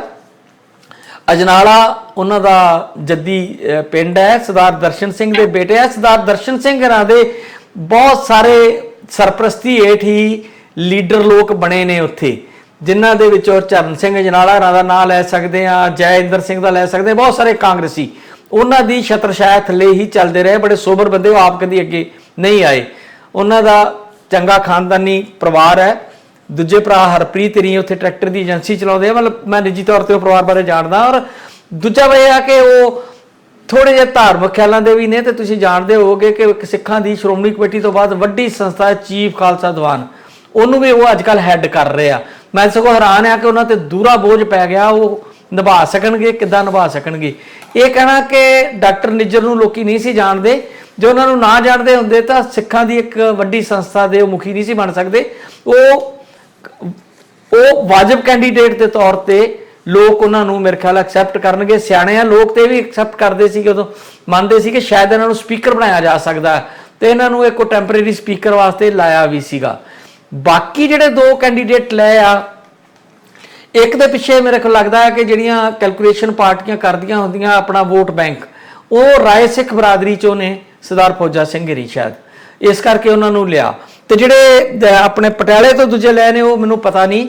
ਹੁਣ ਇੱਕ ਇਹ ਵੀ ਗੱਲ ਉੱਭਰ ਕੇ ਆ ਰਹੀ ਆ ਕਿ ਇਸ ਕੈਬਨਿਟ ਦੇ ਵਿੱਚ 5 ਮੰਤਰੀ ਇਕੱਲੇ ਮਾਝੇ ਨੂੰ ਨੁਮਾਇੰਦਗੀ ਜ਼ਿਆਦਾ ਮਿਲੀ ਆ, ਜਦੋਂ ਕਿ ਜ਼ਿਆਦਾ ਕੈਂਡੀਡੇਟ ਮਾਲਵੇ ਚੋਂ ਆਇਆ, ਤੇ ਦੁਆਬੇ ਦੀ ਅਜੇ ਵੀ ਜਿਹੜੀ ਆ ਪਾਰਟਿਸਿਪੇਸ਼ਨ ਬਹੁਤ ਘੱਟ ਮੰਨੀ ਜਾ ਰਹੀ ਆ। ਹੁਣ ਜਿਹੜੇ ਮਾਲਵੇ ਵਾਲੇ ਜਿਹੜੇ ਆ ਗਏ 3 ਕੈਂਡੀਡੇਟ, ਹੋਰ 4 ਕੈਂਡੀਡੇਟ ਹੀ ਆ ਗਏ, ਤੇ ਥੋੜਾ ਜਿਹਾ ਬੈਲੈਂਸ ਬਣਿਆ, ਪਰ ਦੁਆਬਾ ਅਜੇ ਵੀ ਕਿਤੇ ਨਾ ਕਿਤੇ ਪਛੜਿਆ ਲੱਗਦਾ, ਜਿਹੜਾ ਤੁਹਾਡਾ ਇਲਾਕਾ ਜੀ। ਜੀ ਤਾਂ ਕੋਈ ਉਹਨਾਂ ਦੀ ਕੈਲਕੂਲੇਸ਼ਨ ਹੋ ਸਕਦੀ ਹੈ ਵੀ ਕਿਹੜੇ ਬੰਦੇ ਨੂੰ ਕਿਵੇਂ ਲੈ ਕੇ ਆਉਣਾ। ਮੈਂ ਇਸੇ ਕਰਕੇ ਕਿਹਾ ਸੀ ਵੀ ਆਪਣੇ ਆਪਣੇ ਹਲਕੇ 'ਚ ਤਾਂ ਲਾਜ਼ਮੀ ਤੌਰ ਦੇ ਉੱਤੇ ਇਹਨਾਂ ਨੂੰ ਜਾਣਦੇ ਹੋਣਗੇ ਅਕਸਰ, ਜਿੱਦਾਂ ਤੁਸੀਂ ਨੀਤੀ ਸਾਹਿਬ ਬਾਰੇ ਕਿਹਾ, ਤੇ ਏਦਾਂ ਹੀ ਆਪਣੇ ਆਪਣੇ ਇਲਾਕੇ ਦੇ ਵਿੱਚ ਇਹ ਵੀ ਤਾਂ ਹੀ ਜਿੱਤ ਕੇ ਆਏ ਆ ਲੋਕਾਂ ਦੇ ਵਿੱਚ। ਚਲੋ ਇੱਕ ਤਾਂ ਹੈ ਵੀ ਆਮ ਆਦਮੀ ਪਾਰਟੀ ਨਾਲੋਂ ਜਾਂ ਕੈਂਡੀਡੇਟਸ ਨਾਲੋਂ ਝਾੜੂ ਦੀ ਜ਼ਿਆਦਾ ਲਹਿਰ ਸੀ, ਇਸ ਕਰਕੇ ਝਾੜੂ ਨੂੰ ਵੋਟ ਪਈ ਹੈ। ਤੇ ਪਰ ਫਿਰ ਵੀ ਆਪਾਂ ਆਪਣੇ ਹਲਕੇ 'ਚ ਤਾਂ ਲਾਜ਼ਮੀ ਤੌਰ ਦੇ ਉੱਤੇ ਇਹ ਜਾਣੇ ਪਛਾਣੇ ਚਿਹਰੇ ਰਹੇ ਹੋਣਗੇ, ਜਾਂ ਹੁਣ ਹੈਗੇ ਹੀ ਆ ਜਦ ਜਿੱਤ ਗਏ ਆ ਤਾਂ, ਤੇ ਉਹਨਾਂ ਨੂੰ ਲਿਆ ਗਿਆ। ਪਰ ਮੈਂ ਓਵਰਆਲ ਪੰਜਾਬ ਦੇ ਲੋਕ ਜਿਹੜੇ ਆ ਬਹੁਤਾ ਨਹੀਂ ਸੀ ਜਾਣਦੇ। ਠੀਕ ਹੈ ਕਿ ਨਿੱਜਰ ਸਾਹਿਬ ਨੂੰ ਜ਼ਰੂਰ ਜਾਣਦੇ ਹੋਣਗੇ ਤੁਹਾਡੇ ਦੱਸਣ ਦੇ ਮੁਤਾਬਕ, ਤੇ ਬਾਕੀਆਂ ਨੂੰ ਕੋਈ ਬਹੁਤੀ ਏਦਾਂ ਦੀ ਨਹੀਂ ਸੀ ਕਿ ਹਾਂ ਵੀ ਪੰਜਾਬ ਦੇ ਆਮ ਬੰਦੇ ਦੀ ਜਾਣਕਾਰੀ 'ਚ ਹੋਵੇ ਕਿ ਫਲਾਨਾ ਬੰਦਾ ਜਿਹੜਾ ਆਮ ਆਦਮੀ ਪਾਰਟੀ ਦਾ ਜਿੱਤਿਆ ਹੋਇਆ ਵਿਧਾਇਕ ਜਿਹੜਾ ਆ ਬਹੁਤ ਵਧੀਆ ਕੰਮ ਕਰ ਰਿਹਾ। ਉਹ ਤਾਂ ਹੁਣ ਪਤਾ ਲੱਗੇਗਾ ਕਿ ਮੰਤਰੀ ਦੇ ਤੌਰ ਤੇ ਇਹਨਾਂ ਦੇ ਕੰਮ ਕਿਸ ਕਿਸਮ ਦੇ ਰਹਿੰਦੇ ਆ। ਬਾਕੀ ਦੇਖਣ ਵਾਲੀ ਗੱਲ ਰਹੇਗੀ ਵੀ ਹਾਲੇ ਵੀ 5 ਹੀ ਮੰਤਰੀ ਲਏ ਆ, ਜਦਕਿ 3 ਸੀਟਾਂ ਖਾਲੀ ਨੇ ਜੀ। ਹੋਰ ਲਏਗਾ। ਹਾਂਜੀ ਹਾਂਜੀ, 3 ਸੀਟਾਂ ਹਾਲੇ ਵੀ ਖਾਲੀ ਨਹੀਂ। ਇਹ ਵੀ ਇੱਕ ਸਟ੍ਰੈਟਜੀ ਹੈ ਵੀ ਖਾਲੀ ਕਿਉਂ ਸੀਟਾਂ ਤੁਸੀਂ ਰੱਖਦੇ ਹੋ ਜੇ ਤੁਸੀਂ ਮੰਤਰੀ ਬਣਾਉਣੇ ਆ। 3.5 ਮਹੀਨੇ ਸਰਕਾਰ ਨੂੰ ਹੋ ਗਏ ਆ, ਦੂਜਾ ਵਿਸਥਾਰ ਕੀਤਾ ਤੇ ਇਸੇ ਵਿਸਥਾਰ ਦੇ ਵਿੱਚ ਤੁਸੀਂ ਆਪਣੇ ਮੁਕੰਮਲ ਮੰਤਰੀ ਜਿਹੜੇ ਬਣਾ ਸਕਦੇ ਸੀ, ਪਰ ਸ਼ਾਇਦ ਕੁਝ ਖਾਸ ਮੌਕਿਆਂ ਦੇ ਉੱਤੇ ਕਿਸੇ ਖਾਸ ਨੂੰ ਅਚਾਨਕ ਹੀ ਸਰਪ੍ਰਾਈਜ਼ ਦੇ ਕੇ ਤੇ ਉਹਨਾਂ ਨੂੰ ਫਿਰ ਮੰਤਰੀ ਬਣਾਇਆ ਜਾਏਗਾ। ਨੈਕਸਟ ਦੇਖ ਕੇ ਸਾਰੀਆਂ ਚੀਜ਼ਾਂ ਕੋਈ ਕੈਲਕੂਲੇਸ਼ਨਸ ਹੋ ਸਕਦੀਆਂ। ਦੁਆਬਾ ਲਾਜ਼ਮੀ ਇਹ ਲੱਗ ਰਿਹਾ ਹੈ ਵੀ ਇਹਦੇ ਵਿੱਚ ਇਗਨੋਰਡ ਹੈ। ਉਹਦੇ ਕੀ ਕਾਰਨ ਹੋ ਸਕਦੇ ਆ ਕਿ ਦੁਆਬੇ ਦੇ ਵਿੱਚ ਜਿੱਤੇ ਹੋਏ ਜਿਹੜੇ ਇਹਨਾਂ ਦੇ MLA ਆ, ਉਹਨਾਂ 'ਚੋਂ ਕੋਈ ਹਾਲੇ ਉਹਨਾਂ ਨੂੰ ਲੱਗਦਾ ਨਹੀਂ ਕਿ ਹਾਂ ਵੀ ਉਹਨਾਂ ਨੂੰ ਕੋਈ ਲਾਭ ਦੇ ਸਕਦਾ ਹੈ। ਤੇ ਮਾਝੇ ਨੂੰ ਖਾਸੀ ਤਰਜੀਹ ਦਿੱਤੀ ਗਈ ਹੈ। ਇਹਦੇ 'ਚ ਕੋਈ ਉਚੇਚ ਦੇ ਨਾਲ ਕੋਈ ਰਣਨੀਤੀ ਤਿਆਰ ਕੀਤੀ ਗਈ ਹੈ ਇੱਦਾਂ ਤਾਂ ਮੈਨੂੰ ਨਹੀਂ ਪਤਾ, ਪਰ ਇਹ ਜ਼ਰੂਰ ਹੈ ਕਿ ਜਿਹੜੇ ਬੰਦੇ ਬਣਾਏ ਗਏ ਨੇ ਮਿਨਿਸਟਰ ਦੇ ਤੌਰ 'ਤੇ ਜਿਹਨਾਂ ਨੂੰ ਲਿਆ ਗਿਆ, ਉਹਦੇ 'ਚ ਜ਼ਰੂਰ ਪਸੰਦ ਨਾਪਸੰਦਗੀ ਜਿਹੜੀ ਹੈ ਜ਼ਰੂਰ ਦੇਖੀ ਗਈ ਹੋਏਗੀ। ਤੇ ਐਤਕੀ ਇਹ ਵੀ ਹੈ ਕਿ ਇਹ ਨਹੀਂ ਹੈ ਕਿ ਜਿੱਦਾਂ ਰਾਜ ਸਭਾ ਦੇ ਵਿੱਚ ਕੈਂਡੀਡੇਟਸ ਉਤਾਰੇ ਗਏ ਤੇ ਉਹਦੇ 'ਚ ਲੱਗਦਾ ਨਹੀਂ ਸੀ ਕਿ ਭਗਵੰਤ ਮਾਨ ਉਹਨਾਂ ਦਾ ਕੋਈ ਦਖਲ ਹੈ। ਤੇ ਪਰ ਇਸ ਵੇਲੇ ਜਿਹੜੇ ਮਿਨਿਸਟਰ ਨਵੇਂ ਬਣਾਏ ਗਏ ਉਹਦੇ 'ਚ ਭਗਵੰਤ ਮਾਨ ਉਹਨਾਂ ਦਾ ਦਖਲ ਹੀ ਨਹੀਂ ਹੈ। ਪੂਰੀ ਜਿਹੜੀ ਅੰਡਰਸਟੈਂਡਿੰਗ ਜਿਹੜੀ ਹੈ ਉਹ ਬਣੀ ਹੈ ਅਰਵਿੰਦ ਕੇਜਰੀਵਾਲ ਤੇ ਭਗਵੰਤ ਮਾਨ ਜੀ। ਦਸਾਂਝ ਸਾਹਿਬ, ਜਿਹੜੇ ਕੁਝ ਕੈਂਡੀਡੇਟ ਨੇ ਜਿਨ੍ਹਾਂ ਪ੍ਰਿੰਸੀਪਲ ਬੁੱਧ ਸਿੰਘ ਦਾ ਨਾਂ ਕਾਫੀ ਚੱਲਦਾ ਰਿਹਾ ਤੇ ਉਹ ਸਿਆਣੇ ਵੀ ਮੰਨੇ ਜਾਂਦੇ ਆ, ਸੀਨੀਅਰ ਵੀ ਨੇ ਪਾਰਟੀ ਦੇ ਵਿੱਚ। ਇੱਕ ਕ੍ਰਾਈਟੇਰੀਆ ਇਹ ਵੀ ਲਿਆ ਜਾ ਸਕਦਾ ਸੀਗਾ ਕਿ ਜਿਨ੍ਹਾਂ ਨੇ ਸਭ ਤੋਂ ਵੱਧ, ਜਿੱਦਾਂ ਕਿਹਾ ਜਾਂਦਾ ਹੈ ਕਿ ਅਮਨ ਅਰੋੜਾ ਨੇ ਸਭ ਤੋਂ ਵੱਧ ਵੋਟਾਂ ਤੇ ਜਿੱਤ ਹਾਸਲ ਕੀਤੀ ਸੀਗੀ, ਪਰ ਪਾਰਟੀ ਇਹ ਸਮਝਦੀ ਆ ਕਿ ਕੋਈ ਵੀ ਕੈਂਡੀਡੇਟ ਆਪਣੇ ਬਲਬੂਤੇ ਨਹੀਂ ਜਿੱਤਿਆ, ਸਿਰਫ ਝਾੜੂ ਦੇ ਨਾਂ ਤੇ ਹੀ ਜਿੱਤਿਆ ਹੈ।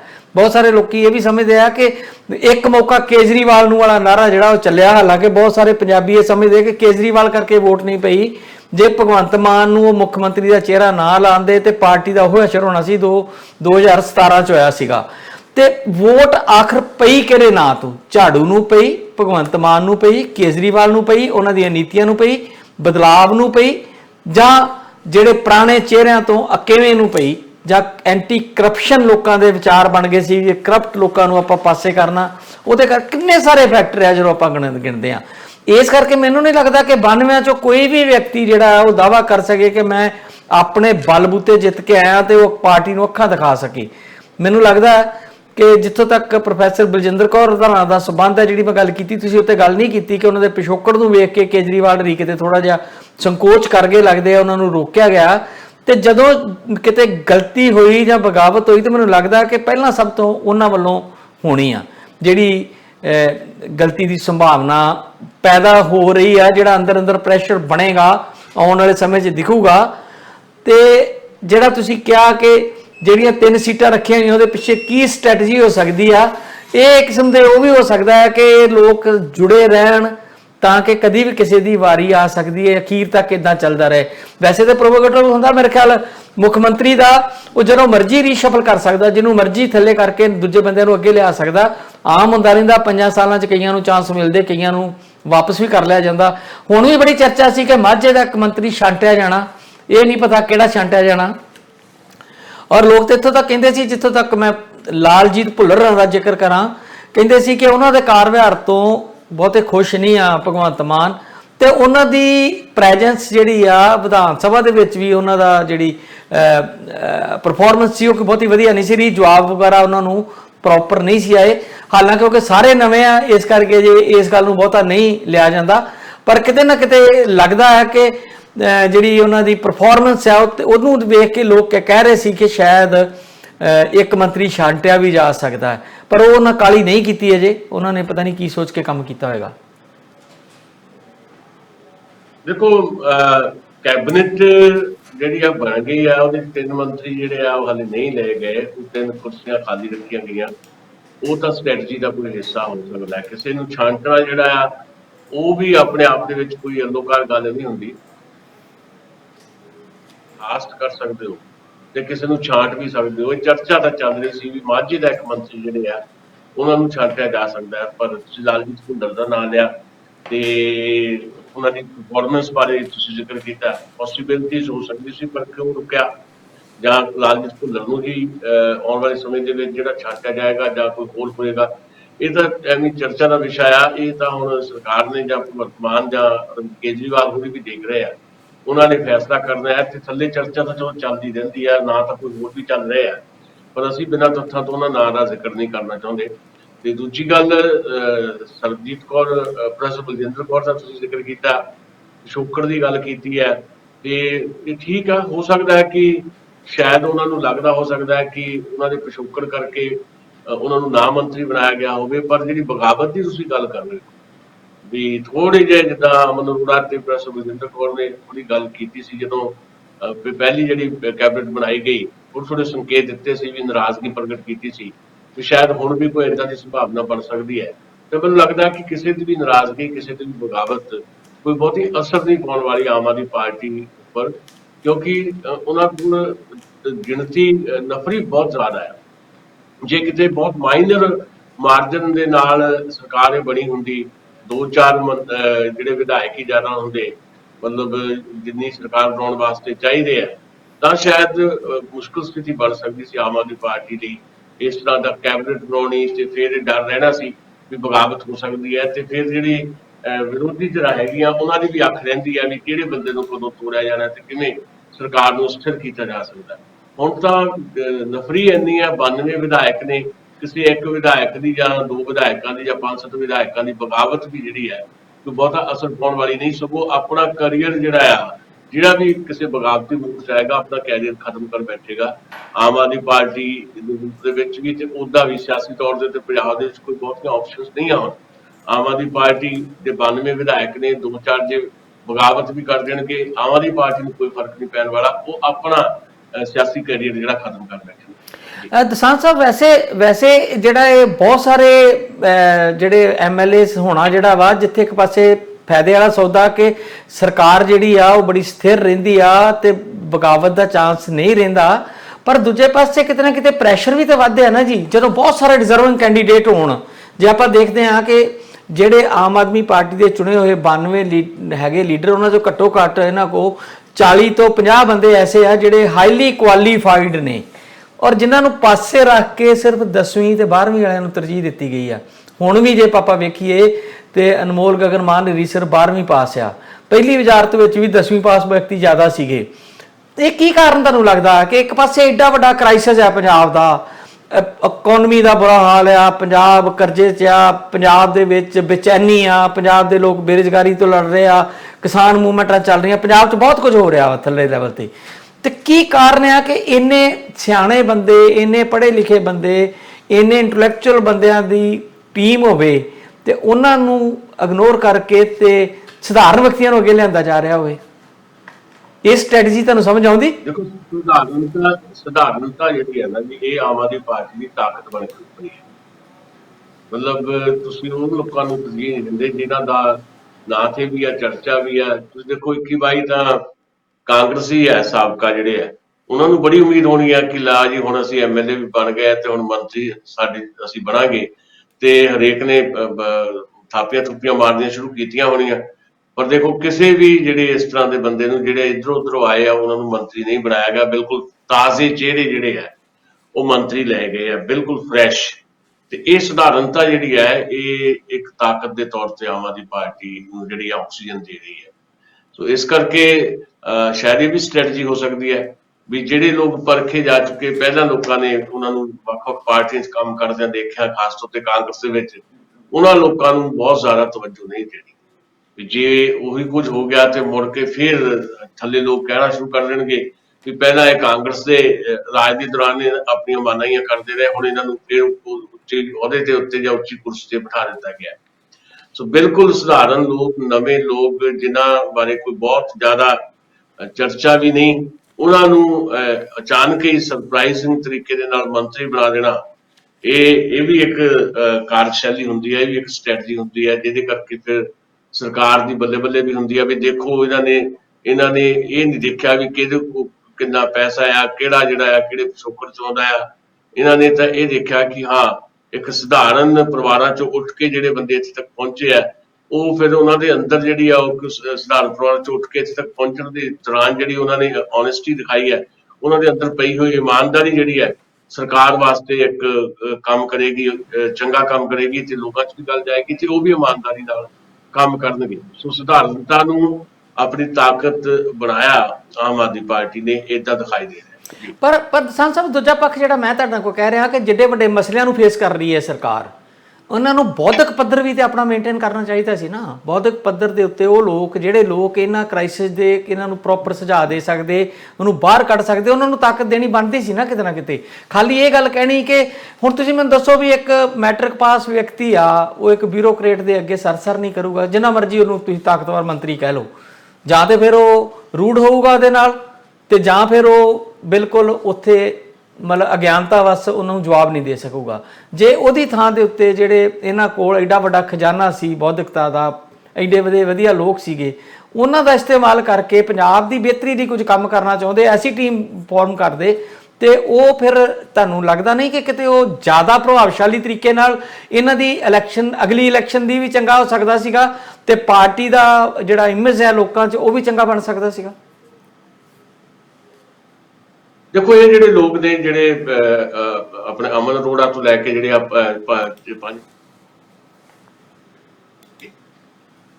ਬਾਕੀ ਜਿਹੜੇ ਲੋਕ ਹੈ, ਉਹਨਾਂ ਦੇ ਬੌਧਿਕ ਸ਼ਕਤੀ ਆ ਜਾਂ ਬੌਧਿਕਤਾ, ਉਹਦੇ ਤੇ ਕੋਈ ਕੁਐਸਚਨ ਹਾਲੇ ਤਾਂ ਅਸੀਂ ਨਹੀਂ ਖੜਾ ਕਰ ਸਕਦੇ। ਅਨਮੋਲ ਗਗਨ ਬਿਲਕੁਲ ਨਵੇਂ ਨੇ ਤੇ ਕਿਸੇ ਕਿਸਮ ਦਾ ਐਕਸਪੀਰੀਅੰਸ ਵੀ ਨਹੀਂ ਹੈ, ਤੇ ਉਹਨਾਂ ਲਈ ਸ਼ਾਇਦ ਵੀ ਦਿੱਕਤ ਆ ਸਕਦੀ ਹੈ ਵੀ ਕਿਵੇਂ ਇਸ ਨਵੀਂ ਕੁਰਸੀ ਤੇ ਬੈਠ ਕੇ ਕੰਮ ਧੰਦੇ ਜਿਹੜੇ ਕਰਨੇ ਆ, ਕਰਵਾਉਣੇ ਆ।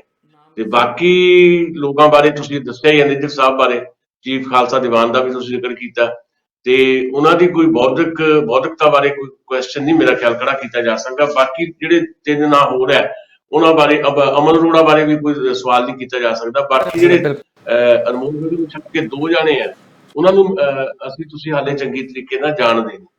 ਲਾਜ਼ਮੀ ਤੌਰ ਤੇ ਉਹਨਾਂ ਦੇ ਅੰਦਰ ਕੋਈ ਨਾ ਕੋਈ ਤਾਂ ਗੁਣ ਹੋਏਗਾ ਨਾ, ਜਿਹਦੇ ਕਰਕੇ ਉਹਨਾਂ ਦੇ ਉੱਤੇ ਵਿਸ਼ਵਾਸ ਪ੍ਰਗਟ ਕੀਤਾ ਗਿਆ। ਅਨਮੋਲ ਗਗਨ ਬਿਲਕੁਲ ਨਵੇਂ ਹੈ ਤੇ ਬਹੁਤ ਯੰਗ ਹੈ, ਤੇ ਹਾਲੇ ਉਹਨਾਂ ਨੂੰ ਸਮਾਂ ਲੱਗ ਸਕਦਾ ਹੈ, ਪਰ ਬਾਕੀਆਂ ਬਾਰੇ ਮੈਂ ਹਾਲੇ ਕੋਈ ਟਿੱਪਣੀ ਨਹੀਂ ਕਰ ਸਕਦਾ, ਕਿਉਂਕਿ ਉਹਨਾਂ ਬਾਰੇ ਜਾਣਕਾਰੀ ਸਾਡੇ ਕੋਲ ਉਸ ਰੂਪ ਦੇ ਵਿੱਚ ਨਹੀਂ ਹੈ। ਤੇ ਅਮਨ ਅਰੋੜਾ ਤੇ ਨਿੱਜਰ ਸਾਹਿਬ ਬਾਰੇ ਤਾਂ ਆਪਾਂ ਜਾਣਦੇ ਹਾਂ ਕਿ ਉਹਨਾਂ ਦੀ ਬੌਧਿਕਤਾ ਤੇ ਕੋਈ ਬਹੁਤਾ ਸਵਾਲ ਨਹੀਂ।